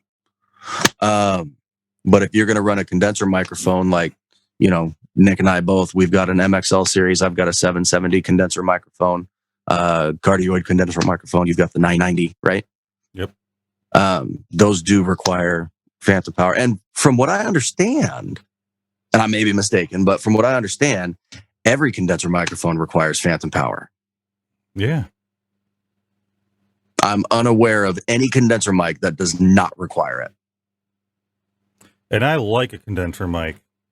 I love it. It's amplified, so it picks up your voice better. Kind of. Like, do you have additional buttons on the side of your microphone? Like the microphone itself? No. I've got a button over here where I can flatten out my voice, or I can drop out, or I can drop out some of the low end. And then I've got a button over on this side where I can actually turn my microphone down by 10 decibels. That's weird. Turn my vocal output down by 10 decibels. Interesting. Have you ever? In case you're recording and you're coming in, you know, way too hot, and let's say your focus, right? Let's say you're recording in a booth, right? A vocal booth, and your audio interface is all the way across the building, you know, and it's a big ass building. Let's just hypothetically say it's 5,000 feet long for whatever reason, because you're an idiot and that's what you built. Do you want to go walk that 5,000 feet and then 5,000 feet back to adjust your gain, or do you want to just go negative 10 decibels? Fuck it, I'll fix it in post. Fix it in post. Next. Pretty much. Oh, no. So that was a surprise capability. I didn't even know about that when I was looking at this mic. Yeah, I don't have that. Mine don't need that. It's just amazing. Yeah, my mic came first. It was a Christmas present. I love it. Another cool thing about the Focusrite that the iRig don't have is you can plug studio monitors right into the back of it. Yes. You got that option, which is great because it's a flat sound speaker and it makes it easier to edit. I actually, believe it or not, I have them on right now running. Are they? Because I was recording us with the 362 and I wanted I didn't want to only hear me because we've got headphones. Yeah. So I turned on the studio monitor so that my little camera I was recording us on would pick you up talking. So that would make sense why every once in a blue moon I can hear myself. You can? Through your microphone. Only when I get really excited, I'm getting loud. But it's happened. Because, bro, it's happened twice in the last 3.5 hours. Who cares? I actually completely forgot it was even on. Remember we had that discussion? Because I told you, part of me, I was like, it'd be kind of cool to be able to do some of the singing, not even have my headphones on, because your ears get freaking hot after a while. Yeah, yours do. Yeah. By the way, I got to turn my heater back on. It's cold now. So, remember I did that one, and you listened to it, and you said you couldn't even tell. Because I had them on for part of it and off for part of it. I had no clue you even had them on, dude. And then you did that one where you didn't even have your headphones on. Yeah. And you're just like, I'm going to play it through the monitors. And I listened to that one too. And I'm like, I couldn't hear anything. But you know what? It's still, the initial singing is so much better with headphones. With? Oh, yeah. Absolutely. Absolutely. Absolutely. That's right. So when do you want to wrap this up and have our post game? Whenever you're ready to tell these people we're fucking done with you for now. I don't think we're fucking done for now. Well, people, this is because I don't know about the people listening, but I'm not allowed to smoke in my garage, and I smoke cigarettes, and I need to have a cigarette. Oh, he's fiending. He's fiending over here. So I'm gonna wrap this up. Almost 4 hours later because I need one. Zoom. I can pause the recording. So well, that's weird. if there's something you need to do and we don't want this thing running, I can just hit pause. We could grab a drink and come back and then boom, right back where we were. That's weird. It's weird, but it's that's cool. crazy. So you could just straight up pause. Yeah. So you realize what we got to do then, right? What? Well, we got to pause. I knew you were going to say that. And then I'll tell you. All right. Yeah. All right. Well, that was an awesome break. I'm really glad I got that cigarette. Better? I do. I mean, we've already been on here, recording this for 3+ hours, and now I'm like, hey, let's go. No, I'm ready for bed.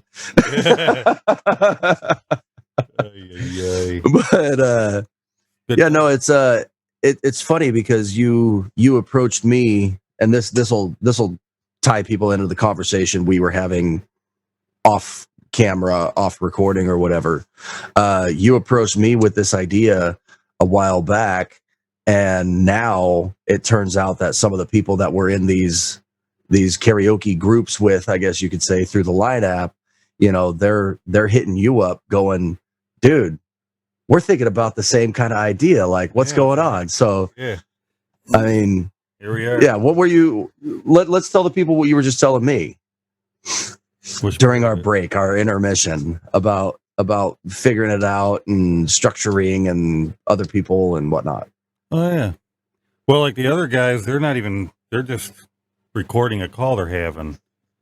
We're not really structured, but I guess he thinks structured because we're researching it. We're wanting to make sure what's the best way to do it. What's the best thing to record it on? How should we do like our audio part of it? Like we're looking into it. What is people listening to? Yeah. Listening to what, don't make these mistakes. And like, they're just like, yeah, we're testing stuff. Yeah. Yeah, we're testing things, seeing how it works. Like when I first tried to join earlier today, I'm like, okay, I'll join you through my laptop, and I'll use my old Android device as my webcam because I've done that through work through Google Meets, and I know it can work, right? And then no, it doesn't work with Zoom for whatever reason. Like, what the hell? We just had about 30 minutes of disaster. One thing after another. Oh, I kind of wish that there was a way we could have recorded that beginning, like that whole it ended up being like 45 minutes where it was just back and forth. Like, I wish we fixed something, there was another problem. Yeah, I wish we could have captured that video, that audio, and also like screen recorded the messages we were sending each other in line, like back and forth, like, dude, what the hell, what's going on? This is driving me crazy. It started making me nervous because, like, is there actually a problem I didn't know? That's why I said I could only go so far by myself. How long can I sit here chatting with myself? You know what I'm saying? So I've only I mean, at least until the voices inside stop talking. Yeah, they're like, okay, dude, stop. So I haven't really done it for a long period of time, and now we didn't even get started. I've done all this setup, and I'm like, are we gonna be in this and actually be 45 minutes and actually doing it, and then something's gonna go boop? Because like I lost you. My Zoom shut off. I had to reboot the computer. I'm like, what? Yeah, you had to restart everything from scratch. I was so confused why that was happening. I don't know, dude. It was weird. It was like we had everything set in stone. We had a plan of action as far as how to execute, right? Yeah. And then the universe just says, no. Yeah, it's not going to be that easy. You guys really want to do this? How bad do you want to do this? You're going to fight for it. Hey, we fought for it, though. Let's put you to the test. You're going to work. We'll get here we off our damn phone if we have to. We're going to get this. I am doing it on my phone. Yes, you are. You're lucky, man. You've got the computer set up and everything, and I'm looking at my phone. You're on my phone. I'm on my phone. Whatever. Hey, you figured it out. In the end, it all works out. It all depends on. It all depends on how willing you are to just try and make it work. It comes down to the determination that you have. Termination of patience, even though it seem like you don't have it because you're going, what the fuck? Yeah. Like, some people. Your autofocus on your camera is going crazy right now, dude. It was doing that earlier. I don't know why.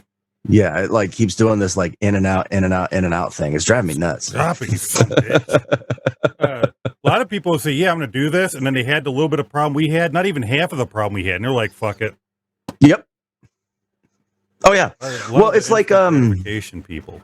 You know, this is one of the things that I actually teach with my class in my quote unquote day job, is there's a point in time where, I mean, don't get me wrong, researching, testing things out, kind of like what you did. You got on the whole Zoom thing, and then you joined yourself on Zoom to get a feel for it and how it works and all that, which is good because you have to do that from your end. I can't control it on my end, right? At least not to the extent that you could being on a computer. You know, I could still do it, but never used it. And until days ago, I've never even heard of Zoom. I found Zoom because I was searching, how do we record a video podcast? And it said the two main things people use are Skype and Zoom. Yeah. I'm like, Zoom? What the hell, Zoom? And then you mentioned it to me, and I said, "Oh yeah, dude, we use Zoom for work for like a month or two and that's when I found switched." I have been here and there hearing people talk about Zoom because it's all ever since the pandemic, but I didn't really pay no mind to it. You know what I'm saying? Yeah. Well, so from what I understand, Zoom, they had a number of users prior to the COVID-19 pandemic that hit, right? But from what I can remember, it was like almost overnight. They went from averaging a small number of users per day to like now they're just blown up, and they're like pretty much the sole entity basically at the time. You know, Skype's been around for years and years and years. I thought that it was going to go when my job came to me and said, "Hey, all you guys are going to work from home and we're going to have remote meetings and all that." I'm expecting to, you know, have to refamiliarize myself with Skype, which I hadn't used in a decade practically, you know. And then no, they're like, "Hey, we're going to use Zoom." But it was something like they went from an average of like 10 million users a day to like 250 million users a day, like overnight, or some crazy astronomical number like that. Don't quote me on that because the number's probably wrong, but it was insane. Well, so they just blew up. It happened a lot across the board. I'm a contractor. Oh, dude, I'll bet you Amazon went absolutely through the roof during this whole pandemic. You know they did. I mean, they were already huge, but can you imagine, like, everybody, you get on lockdown and you're told, don't leave your house, basically, in a nutshell. I mean, you can go out, you can go grocery shop, and you can go to the gas. You can do what you got to do. Yeah, but they're saying general rule of thumb, stay home. Yeah, dude, how many people out there are just spending their days on Amazon? Like, I would imagine that Amazon would just be on the verge of imploding. They got so much business right now. Dude, it got so heavy. I know it did because I was having people deliver stuff. You want me to come over there and help you with that? Dude, I got something going on with my thumb. It's like I told you when we were taking a break. I can hold on to I can hold on to this, right? This is my soda. It's, got that much left in it. It's agonizing. Like right here, right almost where my thumb meets my wrist, right in there, in the very like middle of the meaty part of my thumb. It's just jacked. Didn't you say you had your little stamp for your phone and your fingers too on the same hand? Yeah, but it was hurting prior to that, dude. It's been hurting me all day, like ever since I woke up. It's been killing me. I don't know what's going on with it. Well, I could probably turn you into the right section sometimes when you use the stranger too much. Something's going to hurt. Oh, my goodness. Wow. Okay. Well, I was going to say maybe I'll talk to my chiropractor about it at my appointment next week, but... Well, if you go to your chiropractor... Apparently, I need to stop doing things. What the hell was I going to tell you now? I don't know. speaking of the pandemic, that happened with a lot of things. Because, like, I'm a contractor, but I got into, like, working on RVs and campers. There's good money in it. Yeah. And usually there's, like, used ones or you can get stuff all the time. But because of the pandemic, let alone new, there's lots sold out. There's no people selling them. Like, people wanted out of the house. You would not believe, like, campers tripled. People are buying them things. That and bikes. All the bike shops have been emptied. Spring hit. Couldn't find a bikes bike like bicycle bikes or like motorcycle bikes. No, like bikes, like biking down a bike path. I got regular bicycle. When that thing hit, there's other things. It's kind of nice actually because it's forcing families and stuff to do shit together again. Yeah, but bring back Monopoly night. Who gets pissed off? You're gonna sit here and you're gonna play Monopoly with your family, Johnny, and you're gonna like it. I'm the car. No, I called it. I wanted to be the thimble. Yeah, we should make our own damn pieces. Yeah, well, go out there and get a little dry piece. Speaking about 6 hours worth of entertainment. Hey. So there's guys in our group. They want to do their own podcast, and we're talking about being guests on their brand new show that they're going to be recording whenever they record. We're talking about having them be guests on our brand new show, which we're essentially recording the pilot episode right now. You know what we should name this pilot episode? # no name. Because we don't have a name. And we still need one. And I think that's where the people of the world are going to come into play. Like we mentioned earlier, it would be really cool if somebody listened to this and went, I'll name your shit for you guys. Yeah. Here, use this. Dude. We're really cool. So they say it and we're like, it just like hits. It's different. Oh, yeah. I'm telling you right now, we'll probably be the only damn podcast that let the damn people name it for us. I don't know. I haven't researched that. I wouldn't even know where to start to research something like that. But I mean, if you want to talk about, in my opinion, anyways, if you're someone and you're trying to connect with your audience, dude, what better way than to let your audience name the actual name of your podcast? Like imagine this, if you will. Let's fast forward. Let's say hypothetically, in a quote unquote perfect world, right? Yep. This works out. The podcast grows to become something more than what you and I had expected. I don't have any expectations for this. Yeah. I enjoy talking to you. You're my friend. I have no problem just sitting here bullshitting with you. This for me is the reward. Yes, it is. I like it. Right? Excuse me. Sorry, I burped. But let's say, edit. No, just leave it. Screw it. Whatever. But let's say, let's fast forward 5-10 years and say that this has actually turned into something, right? There's a following, it's monetized or whatever. And our listeners would essentially know that when we started, we were named by them. Yes, right. Dude, I'll bet you anything. The person who names the show, hopefully anyways, fingers crossed, would still be following and listening to the show at that point in time because they're the person that named it. Now, here's the deal. I will say this, full disclosure, full disclaimer. If this does turn into something and it starts making money or whatever, which isn't necessarily the goal, but it would be cool, and you name our show, we're not paying you a fucking dime. Don't earn you half our shit. But we might want to have you as a guest on the show one day. That'd be cool. We'll send you. Oh, dude, how cool would that be? Yeah. Someone comes up with a name, right? They send it to us, and we're like, dude, that's awesome. Invite them to be on the show. They're a guest. Dude. Oh, that'd be fun, bro. We got to do that. You say that. We got to do that. You name our show. That like you just came up with that idea. I know. You said it like hours ago. Hey, I got to bring the people back. So, we already lost them. We lost the people, 15 minutes into our conversation. Most likely. Another thought I had, and people don't take this for anything, but we're going to have guest hosts. And if we run short, But if there's anybody out there that, like, if we have subscribers that really like engage with us and they comment and they seem like they talk what we talk, you might earn a guest host day. Hell yeah. You know, it would be fun one of these days.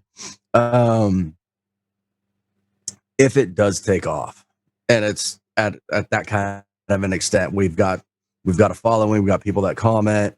It would be fun to have a guest, like a guest host, guest, whatever they're called, guest host, guest speaker, whatever, like day where literally the whole premise and the logistics of scheduling this would be an absolute nightmare. So, you know, whatever. But let's say we block out a 3-hour time frame, right? And it's nothing but bringing in listeners, right? For that full 3 hours in 10, 15, 20-minute blocks or whatever. Oh, that'd be cool. How cool would that be? Oh, that'd be super cool. Dude, that'd be so much fun. Oh, yeah. I would love that. You know, they come on, you guys fucking suck. Awesome. So do you. Tell me why. We need to remember that. I want to learn. I hope we don't forget all this shit we're saying. Well, I mean, you're recording, right? I don't know if you want to, you know, watch us talk for hours. I probably will. You know what's going to happen? We're going to finish this. We'll get it all edited to where it needs to be, and we'll both go back and take a look at it, and we're going to go, delete. This is fucking stupid. This is never going to work. We're fucked. I'll make a deal with you right now. No matter what happens, this gets posted. Oh, yeah, it's getting posted. All right. It's set. It's done. Y'all heard it. Coming out of the goat's mouth. You know what's funny? I'm over here talking to like listeners and shit. Dude, this is our pilot episode. We have no listeners. Like, y'all heard it here first, folks. There's this fucking guy. Yeah, this dumbass son of a bitch right here doesn't know what the hell he's doing. Arrogant. We're hey, there's a confident difference between confidence and cockiness. That's it's a fine line, but there is a difference between confident and cocky. I stay in the gray area. Did you? I walk the line. Yeah, it's getting post edited. I'm sorry, it's gotta go. Oh man. What do you think about my my wallpaper on my computer? I can't really see it. I made it. I know that's you, and like it looks like the bottom right corner of the screen. That's your Smule profile picture, if I remember correctly. But as far as the rest of the screen, I can't really make out what it is. I spent so much time adjusting the brightness and everything so that would show up. Oh, is that's a picture off your four-wheeler? Hang on. Yeah. That's your truck over there, and you're like out in the woods. That's with your 360 camera, right? Yeah, it's at camp. And then I put hashtag goodolboysoundroom. That's my hashtag on TikTok. Yep. And then I outlined everything with duct tape, so it looks like I like duct tape. That's awesome. Redneck. We're gonna redneckify the situation right now. Son of a bitch. Son of a bitch. Wow, I'm looking at it. Oh shit. Hey, y'all, watch this. Goodness, boy. Almost, I would say. Oh yeah. What's Phil say? Good night of living, or whatever he says. Now you're cooking with peanut oil. When I lived down like Virginia, they would say stuff like "great as day." Great as day. Great. What the hell is that supposed to mean? Hope me die. What? Hope me die. Like I can't believe that. Me die. Yeah, it's weird thing. Hope me die. I can't believe you did that. Great day. Language is totally crazy. I mean, we speak English, you know, we're English speaking.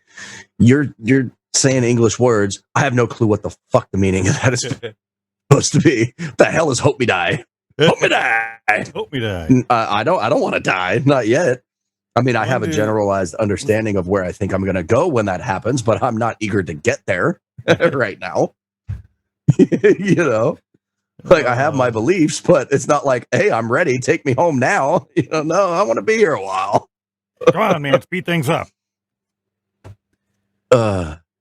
You know, it's funny. I saw a thing online that said this kid. It was a TikTok video, and I wish I knew his name so I could give him the plug that he deserves. But anyway, he said, why does the saying go, life is short when it's the longest thing you'll experience? And that kind of got my brain going, because you and I, we have very similar belief systems as far as, religion is concerned. My very first thought was, well, that's not true. Yeah, I understand where he's coming from. I understand where he's coming from. It's the longest thing you'll experience while you're alive here on this earth. Yeah. Right? But depending on what you believe in my case, I believe in where I'm going to spend eternity. That's right. That's the longest thing I'm ever going to do. This right now, this is nothing. This is a drop in a bucket. No, this is not. Our lives are, in retrospect to eternity, dude, we're not even a pin drop. We may even every so often show a TikTok clip, because sometimes I see really good. I'm cool with that. As long as we get the permission from the person or whatever. Yeah. Right, yes, exactly. I've seen this one guy, and actually this was, I think somebody posted a recording of a guy doing a sermon type thing. He has this rope on stage. And I've told somebody this. I don't know if I told you it or not. Super long rope that went all the way off the stage. You couldn't see it. It went behind the curtains. Oh, I saw this video. And then I saw that video. Yeah. Red. He colored it red. He said, see this right here? He said, this is your life. This is your 80 years. This is eternity. Yep. You guys are worried about this. Yep. You're worried about right in here where you go, well, when I get here, I want to make sure I'm doing this and that. What about this? This is the rest of your life, dude. And exactly. Man, if that's not a freaking great way to say it, you're visually putting it in your head. I like that. I like it. Yeah. I like that. It was definitely a different way of looking at it. And it was presented, the way he presented the metaphor was just absolutely perfect. Dude. It was so awesome. Cool.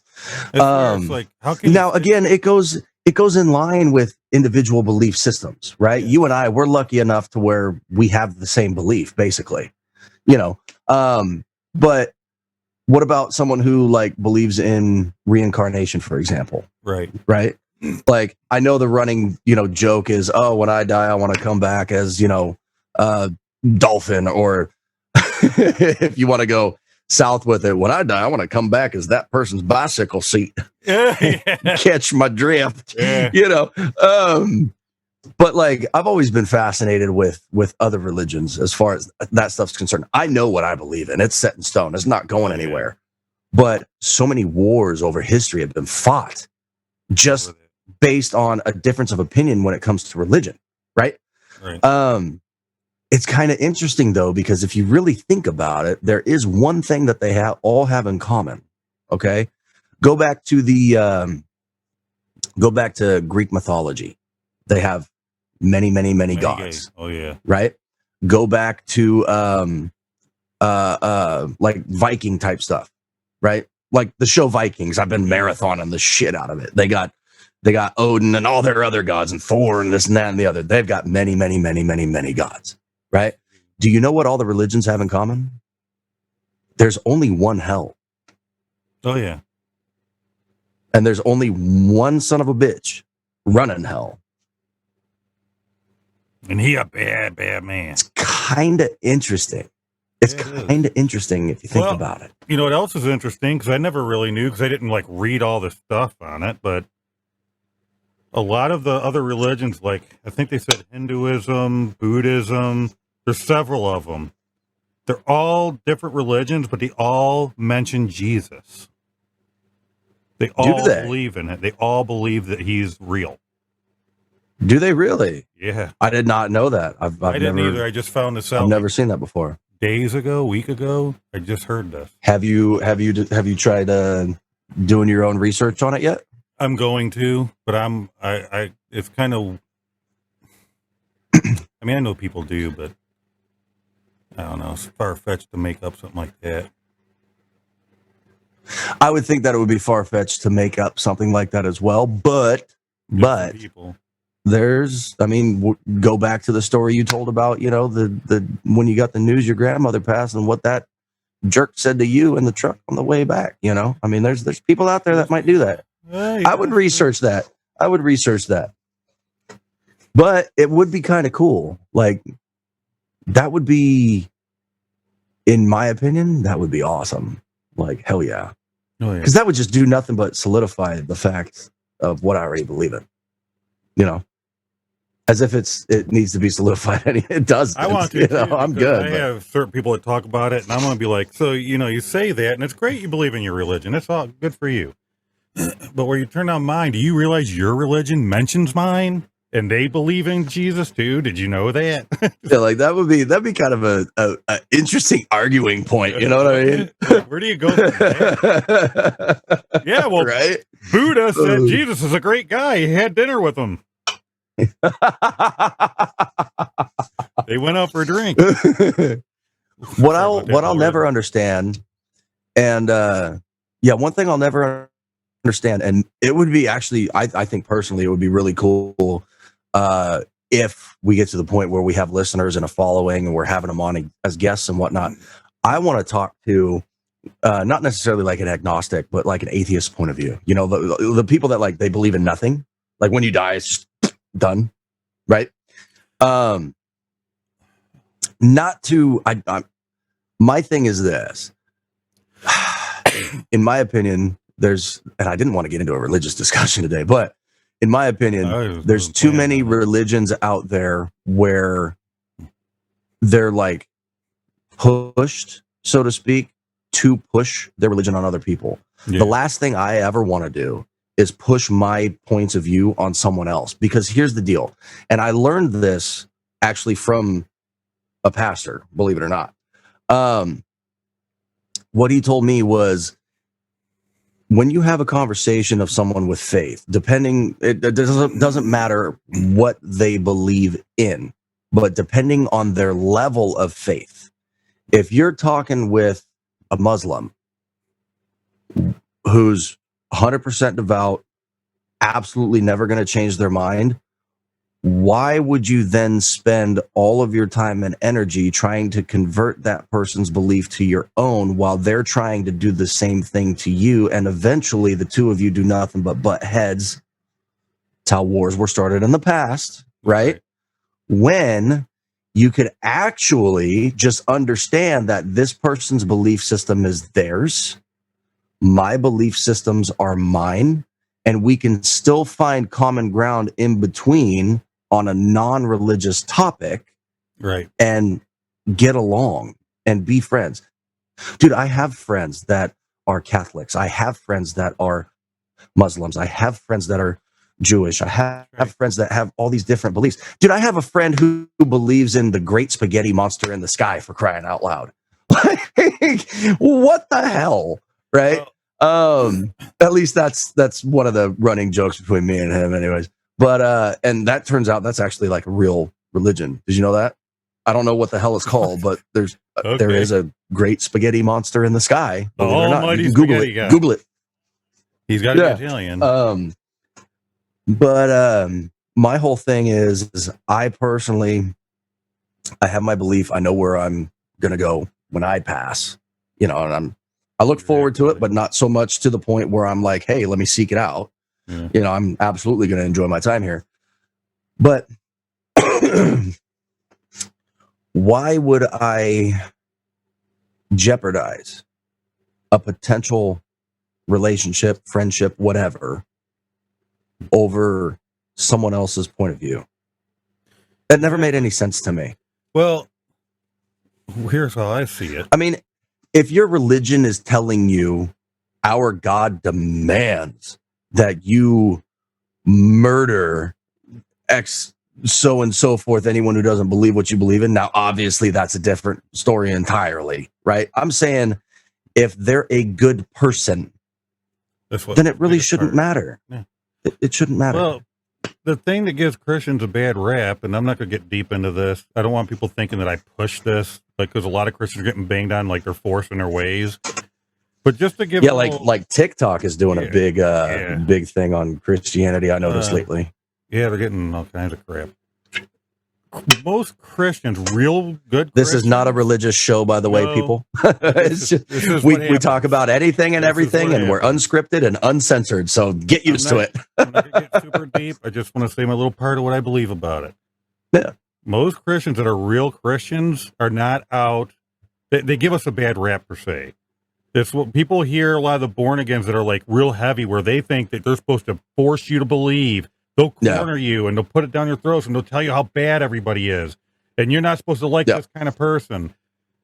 It is in the Bible, when it comes to Jesus, that's not how it is. You're supposed to love everybody. It does not matter. You are not to not like anybody. You're not to bash anybody. You're supposed to love everybody no matter what. God will take care of it in the end. Love thy neighbor. That's right. And what Jesus says to his own disciples, you're not to force people to believe anything.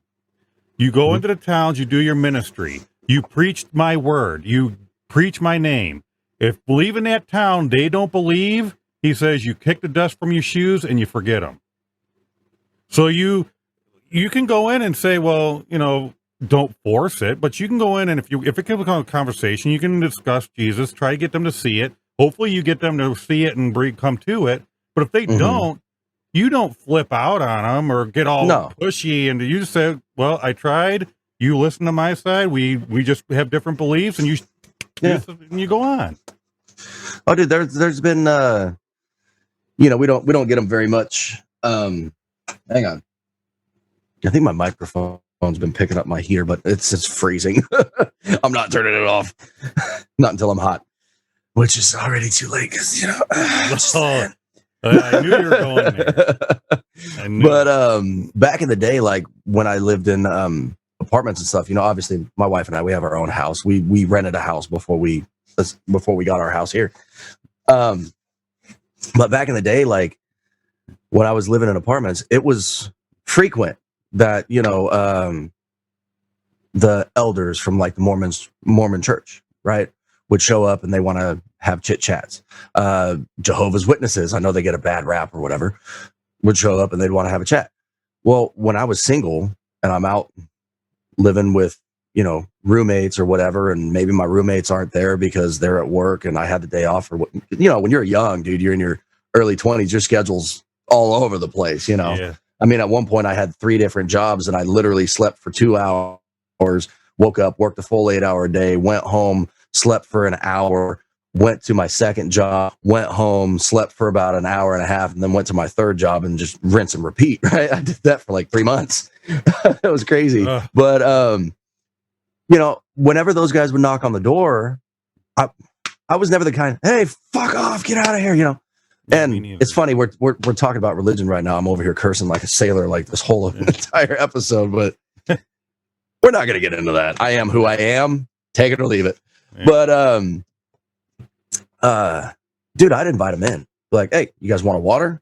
If it's a hot day or if it's cold outside, you want some coffee? You hungry? You want to have a chat? Let's have a chat, but I'm not going to do it on my doorstep. You're going to come in where it's comfortable. And by the way, just so you know, my gun is, within reach, just in case. No, I never did that with them. But, dude, just talk to them. I mean, at the end of the day, no matter what you believe in, if you're set in your faith, having a conversation with somebody about their faith isn't going to sway you. No. And if it does, well, so be it. Obviously, you're not as strong in your faith as you thought. And if that's a thought that scares you, well, you might want to reevaluate what you believe in. Just saying. My belief, it'll never change. I'll talk with anybody about their religion.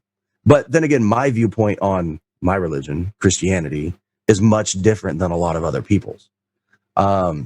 I'm not one of those guys. I don't have the Bible memorized. I have a couple verses here and there.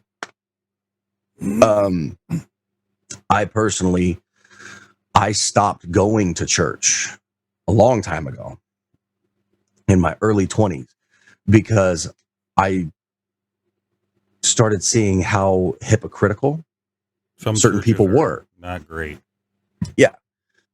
And I'm not saying everybody that was at this church was a hypocrite or like a quote unquote Bible thumper or whatever, right? But I saw a ton, just a ton, an asinine amount of hypocrisy. To the point where I no longer wanted to go, and I was super involved. I was on the worship team. I was the band leader for the youth group worship stuff. Like I was the lead vocalist and all that kinds of stuff. I was very heavily involved. It was one of the 3 jobs that I had in the story I just told you about, having 3 jobs at the same time. And I stopped. I left that job. And then I stopped going to that church. I tried finding different churches and ultimately came to the decision of, I don't need to go somewhere and have somebody tell me how to believe in what I believe in. Well, yeah, that's actually a big movement now, because a lot of churches are becoming corrupt and hypocritical and whatever. My church, I love, but I went to a bunch before I found one that was right. Sometimes you don't, because there's a lot of messed up ones. But well, I was talking with... The church is never really meant to be. The church was us, not a building. Yeah. Yeah. We were we were the church. Absolutely. So there's a lot of Christians, people are Catholics or whatever, and they're like... And by the way, the tithes and offerings are not supposed to go to the church structure or entity or business. Right. The tithes and offerings are designed to essentially, like it says in the Bible, love thy neighbor, right? It was designed to help those out in need. It wasn't designed to build a structure and, the church is separate from the state and the church doesn't have to pay taxes, and now they've got all these making it business. It's not supposed to be business. Well, the original theory of that was to do it that way so people had a place to go to meet all together. Yeah. Because in the day, it was just outside, standing in fields, which, why not go back to that? They kind of do. There's tent services. I have no problem with that. But they're pushing, they're practically saying F religion, because religion is what's ruining it. You don't need religion. Religion ain't what Jesus is. He's Christ. Religion is like what we do, like my Catholic, whatever, which Catholic is actually the original one. That's what came off of. Yes. Yeah. Yes. But they're pushing to say, stop this. Don't even call it religion. We're Christians and we follow one person. Yeah. And as long as we're preaching together to each other, we're learning to ourselves, we read the Bible or whatever it is we do, that's what we need to do. Whether we go to church or not is not what determines where we end up at. Yeah, the location you go to get your information is not necessarily important. What's important is basically the book you get your information from. Right. Whether it's the Bible or the Torah or whatever it is that you believe in. Right. It all stems from the written word. And with that, we promise this is not the type of thing. Dude, we went way deep. Yeah. We went way deep. We told each other. I even mentioned earlier, I didn't want to get into politics. We told each other before we ever even decided to do this, we want to be unscripted. We want to be able to say what we want to say and talk about what we want to talk about. Yeah. But we're going to be careful a little bit when it comes to politics and religion, because it's such a touchy subject. And what do? We just talked about religion for the last hour. This is an entire podcast episode in and of itself right here. And saying, I don't really want to get deep in it. I just want to say this one piece. Yeah, well, your one piece was 30 fucking minutes. Yeah. And I was mistaken. It wasn't an hour. I just looked at my watch. It was almost 40 minutes. Yeah. Almost. Well, look at us going off on tangents. See what you started? You see what you started? I need another cigarette already. That was a really deep conversation. That required a lot of brain power. I'm going to need another soda. See, the guys. So I jumped on a call in So Country earlier today, which is, we explained earlier, is one of the karaoke groups that we're in. And a couple of the guys were in there and they were talking about the podcast because you had mentioned it, and they're thinking about doing one and this and that and the other. And I told them about the calls that you and I would have, just the one-on-one calls through Line. Like, you don't have my cell phone number. I don't have your cell phone number. We call each other through the Line app, and it's free, right? You get I think it's 5 or 6 free calls a day that you can make or something like that. which I'm fine with because I know I can see your face. I can't FaceTime you, right? You're on Android. I'm on iPhone. But if you'd fucking friend me on Facebook, you could do that. You're just going to keep pushing that one, I'm almost there. Hey, so long as you got a hope and a dream, let's go. Two tears in a bucket. Dude, we'll have a podcast Facebook page before you're ever my Facebook friend. Want to bet on that? I'm such a dick. I'm so sorry. You're fired. I was going back to what I was saying. I was talking with these guys about the podcast, and I told them about the conversations you and I had been having, and that they were long conversations, right? Like, I have never ever talked with somebody on the phone for 6 hours ever in my entire life. And the very first conversation we have is like 5.5 hours long or 6 hours or whatever it was. It was long. Yeah. And then the other day, not that long ago, we had a 4-hour conversation followed by like another 6-hour conversation later on in the day. Right? It was, that's 10 hours talking to each other. And like granted, we're trying to build this and figure out what we're going to do with it, but still, we're able it's a lot. So the only time that we had where we weren't talking is because when we were on the one call trying to come up with a name and we kept going. Yeah, just staring off into space. Like just, other than this damn podcast name, when we get on, we roll. It's nonstop. It's not like we're trying to think of something to say to each other. And that's what I was explaining to the guys in the call. They're like, "What the fuck did you talk about for 6 hours, just the two of you?" You know, surprised. And part of me wanted to be like, "Well, tune into the podcast and you'll find out." But I didn't. I just kind of explained our process, right? But no, I mean, like, if anybody out there is wondering, you know, what this is about, if they've made it this far, they should, right? I don't know. We've been. When did we start talking? I called you at 8, and we jumped on this at 9 my time, right? It was about 9 o'clock. Well, we actually got it going. Yeah. No, when we actually got it going, it was about 9:15 is when I think you hit the record button. So I've got 1:12, right? So there's 4 hours. So I don't know where we're at right now, how many podcast episodes that's going to be. Is it going to be one big 4-hour long block as a pilot episode? I don't know. I'm cool with it. If that's the case, and someone has stuck around for this long, it's a good thing. Dudette, kudos. You're awesome, because if you're here for this whole thing and it's the whole 4 hour, you better fucking click that subscribe button because you done dug in. Right? They're dug in like a fucking dick. You know what? Ain't going nowhere. The one thing about being on a call in that group, when I was on it the other day, oh man, is I think when I'm talking or there's something going on and I hang up, are they like, man, I don't know about that guy. They start talking about me. Dude, you worry about that shit too much. Who cares?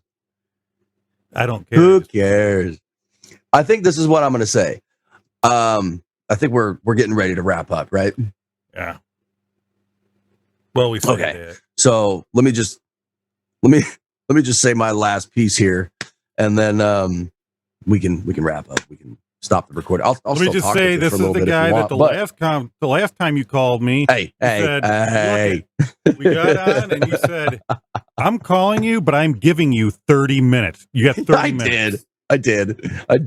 You get 30 minutes and that's it, and then we got shit to do. It was a shorter one. It was 2.5 hours.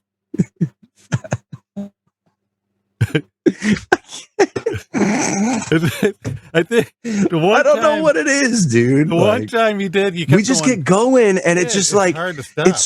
It just keeps going, and it's like it's like this rabbit hole. It just never ends. One more cigarette when this cigarette's out. And you know, that conversation, do you know how we finally hung up? Is because your phone died. My phone died. Yeah, I told you. I'm like, I got 2%. Well, I had you plugged into my thing, and my phone was charging the whole time. Because when we first started, I was at like 8% battery or whatever, and my phone got up to 30% battery, and then I plugged it in again when it got back down to like 5% battery, and it came up to 12% or whatever. And I finally unplugged it, and I said, you know what? It's either going to be after this cigarette's done or when my phone dies. Sure enough, it was when the phone died. Like, should have known that was going to happen. Yeah. Right now, we don't got to worry about that. You've been plugged in this whole time, except for that quick break we took. But going back to when you jump off the call, worrying about or thinking about what other people are saying, what I want to leave the listeners with is if there's any of them. I mean, let's face it, we don't know. Or what do you want to leave the listener with? Yeah, the one. So this will be a good reminder for you in post editing tomorrow or whenever you do it. Heaven no bets. When it comes to the negative opinion of somebody else, whether they be a friend, a family member, or a complete stranger, at the end of the day, it doesn't really matter because it's your life. It's your life to live. You're the one that has to make the choices. You're the one living it. Everything you do only affects you and the people with whom you've chosen to spend the rest of your life with, i.e. your wife, your kids. Okay? Oh, that's right. Or husband and kids if you're a female listener. Now, that said, when you allow the negative opinion of somebody else to influence you in such a way that you now start to have a negative outlook on your own personal viewpoint of yourself, you've given them power over you. They are in control 100%. I made a TikTok video about this. That's what you're referring to right now. Yes. This is something I teach my class. They're in control. They have power over you. You've relinquished that power because now you've allowed them to get to the point where whatever they say, all it's going to do is push your fucking buttons and it's going to piss you off further. Right? Think about it. Whenever you're in some kind of let's say you're in a verbal argument with your significant other, right? Oh yeah. And he or she says something to you that just completely sets you off, right? You are more pissed off than you've ever been in your entire life. And that person then decides after they said that to you, because let's face it, when we're in an argument, we have a tendency of saying like the absolutely most horrific possible thing we can fucking think of just to get at the other person. Yeah. But that person says it and they walk away. What's our first instinct? You ain't gonna walk away from me. Hell no. That's right. Right? Yep. The best thing you can do, let that person walk away.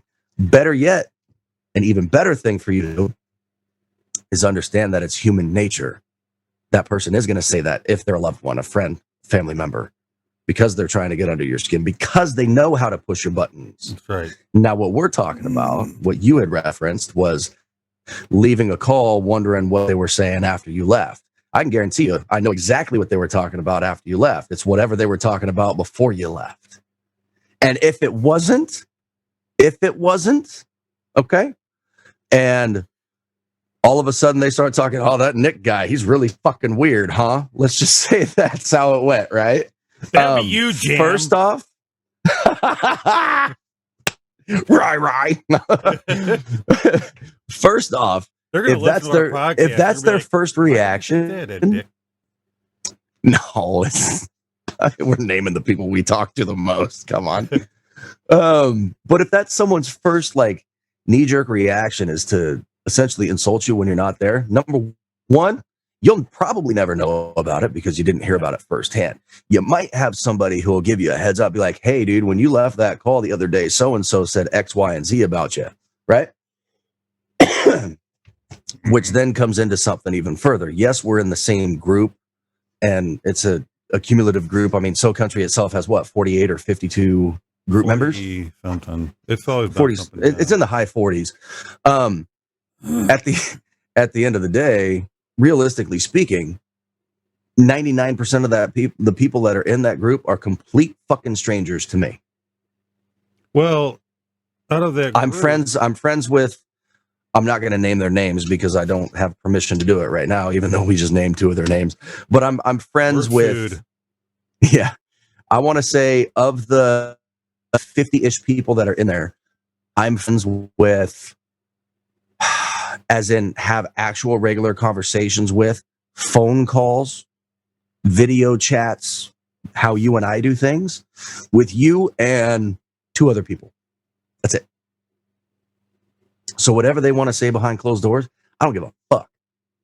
First off, that's their opinion, and their opinion is their own, which to them, they could be right in their own mind. But I know who I am. Right. In here.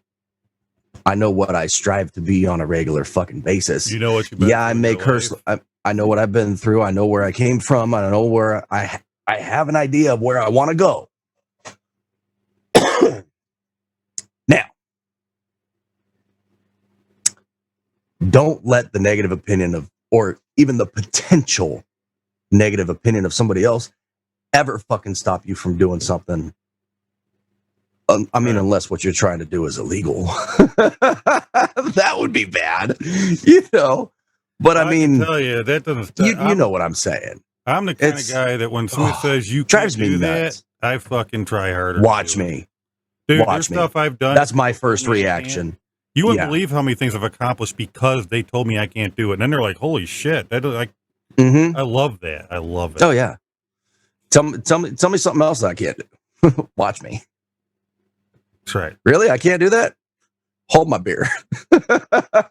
See? I did a podcast. Fuck you. So did I. It's really easy. All I had to do was just sit here and talk. I'm good at that. Yeah. Yes, you are, sir. But that's my last little bit of information. Like, people just, or little tidbit, I guess you could say. People are so concerned with how other people view them that they allow it to influence who they truly are. And that's sad. Yeah. It's very, very sad. It makes me feel sad for that type of individual. Like, you should be strong enough in your own character and your own understanding of who you are to understand that when like we were talking earlier, we were talking about TikTok videos and like people body shaming other people and this and that and the other. And this is obviously off this camera anyways, is when that conversation was happening. But I've seen so many things online where people are like, you know, you're seeing that side of them. Someone had made a comment to them, whether it was in person or online, right? Overweight individual trying to lose weight by going to the gym, for example, hypothetically, and then they notice that someone has gotten out their phone and started recording them in the gym, right?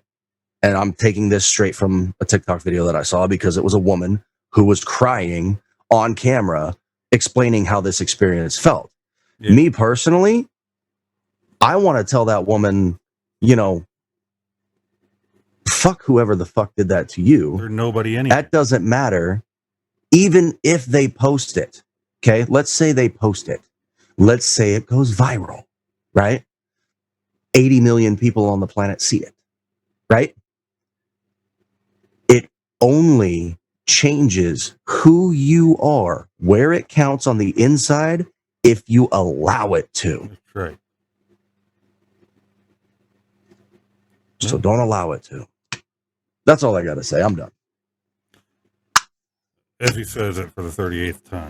I know, dude. You know what I think? We got to stop recording. That's what I think. Well, every time you make a comment like that, there's something I got to give my little... I know. This is how it goes. Just banters. What do you got? I think, I won't get real deep on it, but I think the problem is a lot of the hate in the world... Yeah, I spiraled. I'm sorry. A lot of the hate in the world is fabricated. I don't think it's near as bad as what they want it to sound like because they want to keep the problems going. Like, like, you know, the media, like for example. And the media I don't want to get into that. That's a topic. That's a whole... I'm not going to discuss who's doing it and why. I'm just saying my belief, just overall. General, I think it's pushed. I don't want to say by who because then it starts another conversation. Yeah, there's an agenda by I think there's somebody. An agenda that they're taking there are racial issues, there are whatever issues, but I don't think they're as grand as they're being forced to be now. And there's a lot of people that believe in it just because they told us there, and it's like, really isn't. Yeah. And for the people that bully and do that type of crap, I think that their problems are they're actually insecure and they have their own internal issues. And in order to feel better, they need attention and they need all, so they down people. Now you're down, so I feel up here, and their people are laughing with me, so they think I'm cool now. I feel better about myself. So, well, and the thing about it get too, picked on by like that, guarantee you that dude's got a problem. Oh yeah, oh yeah. And to go along with that, just to touch real quick, hit wink wink real quick. When someone does get the benefit of feeling up because they brought you down, the absolute best thing you can do is not allow that person to bring you down, because now what have you done? You've taken that power away from them. Exactly. And the ball is still in your court. Is, I feel really bad you felt the need to do that. I wish I'm going to pray for you, because clearly there's some issues in your life and you don't feel good about yourself, because that's what, if a lot of people, I know it's hard. I've been down that road years ago where you feel bad, especially if people talk shit, you feel bad.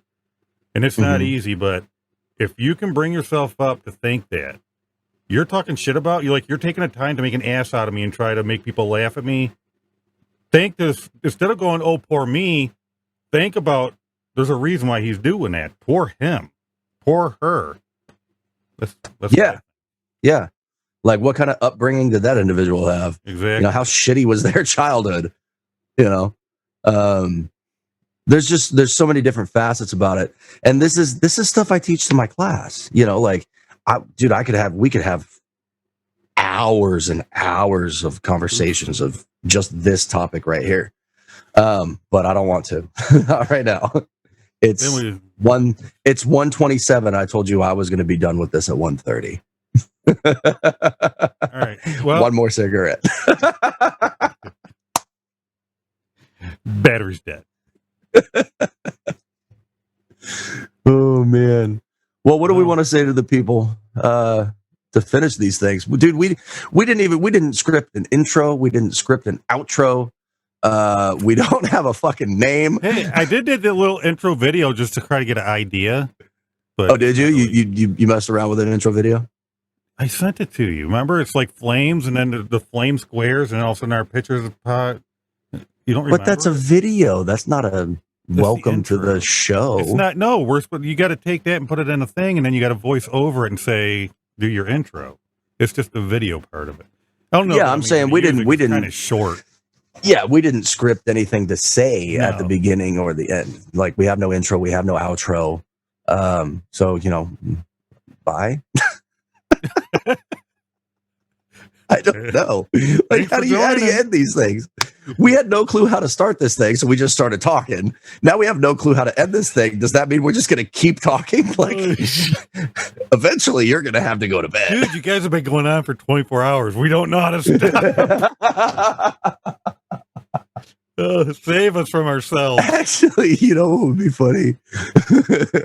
That would be hilarious. You just have no clue how to stop. So every once in a blue moon, like every 5-6 hours, honey, can you go get me another Monster?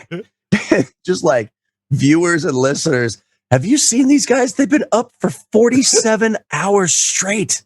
Like, it's awesome. Fast forward a little bit. Dude, these guys have been going at it for 126 hours nonstop. How are they not dead? We might even have to do a live one when we really get this going. And if we get the subscribers, do like a live one once in a while where you can like. Oh, I'd be so down to do live and like have people call in and shit. That'd be so cool. Dude, that'd be like full blown radio show almost, except it's not regulated by the FCC. We could say whatever the fuck we want. Yeah, fuck the FCC. I didn't say that.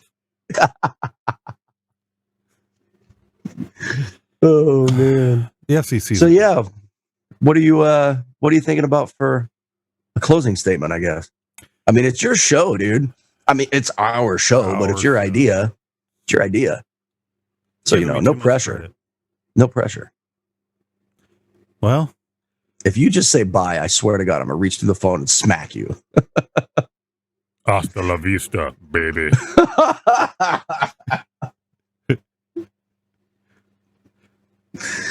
Oh, I should have seen something like that coming. I don't know why I didn't.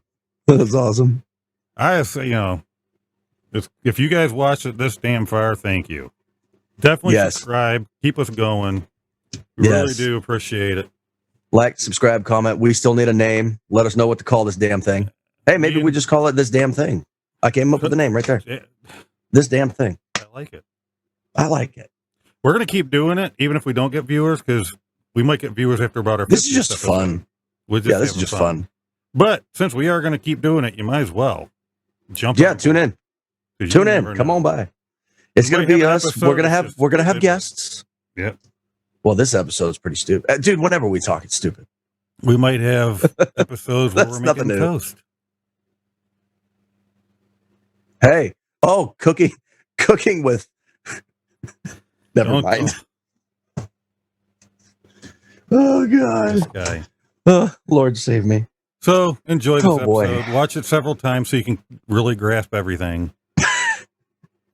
This is one of those episodes where you'll keep seeing stuff you didn't see. Probably. Dude, we're going to have such a hard time breaking this up into the segments that it's going to be. I mean, dude, this is 4 hours that we've been at this. That's 4 hour long shows. Like that's 2 hour long shows. How are we going to split this up and delineate it between all the platforms? Once we hit like 2.5 or 3 hours, I was already in my head going, it's going to have to be a long episode because how can you split it up? Because the way we constantly talk, there's not really a spot that sounds like an end and a beginning, technically. It's going to be kind of hard. That's why we need to have an intro and an outro. And you know what? You know what we got to do? We've got to plan out. We've got to set an egg timer, a motherfucking egg timer. Yes, I just said that. Set it for 2 hours. Set it for 2 hours. When the egg timer goes off, when the egg timer goes off, you say your scripted outro. Turn the camera off, hit the save button. I won't go anywhere because obviously we're not going to say everything we need to say within 2 hours. Egg timers aren't very long, you know that. Yeah, I think they're an hour long, aren't they? Who cooks an egg for a fucking whatever, you know what I'm saying. But like set an alarm. Just set an alarm. And every 2 hours, we'll just re-record an intro and an outro. People will be watching it on YouTube going, these guys never change clothes. That's commitment. 4 episodes, he still fucking looks like that. Exactly. Now I lost track of what I was going to say. Shit. Again. It kills me, this guy. Senility's turning into dementia, buddy. Oh, I do also want to have that little piece right at the end where, remember I was telling you, I want some type of I don't know what the word, I want to say niche, but I don't think that's what it, like I was telling you, like when we watch Duck Dynasty and at the end they have their prayer. Every episode they have that same ending. Oh, yeah. Yeah. Like there's something like you want to have consistency. Yeah. Some people look forward and cut.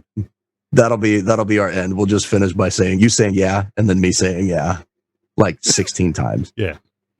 One more cigarette. Yeah. Well, I would just really just going to end up saying I love everybody. Love all you guys. Love you, Brandon. Glad you guys love you too, brother. Glad you're my host. This is going to be fucking awesome. Oh, it's a blast. I'm having so much fun. We're going to go on and on with this. So hell yeah. Thank you guys, and see you on the next episode. Till next time, y'all. Take care. Be good.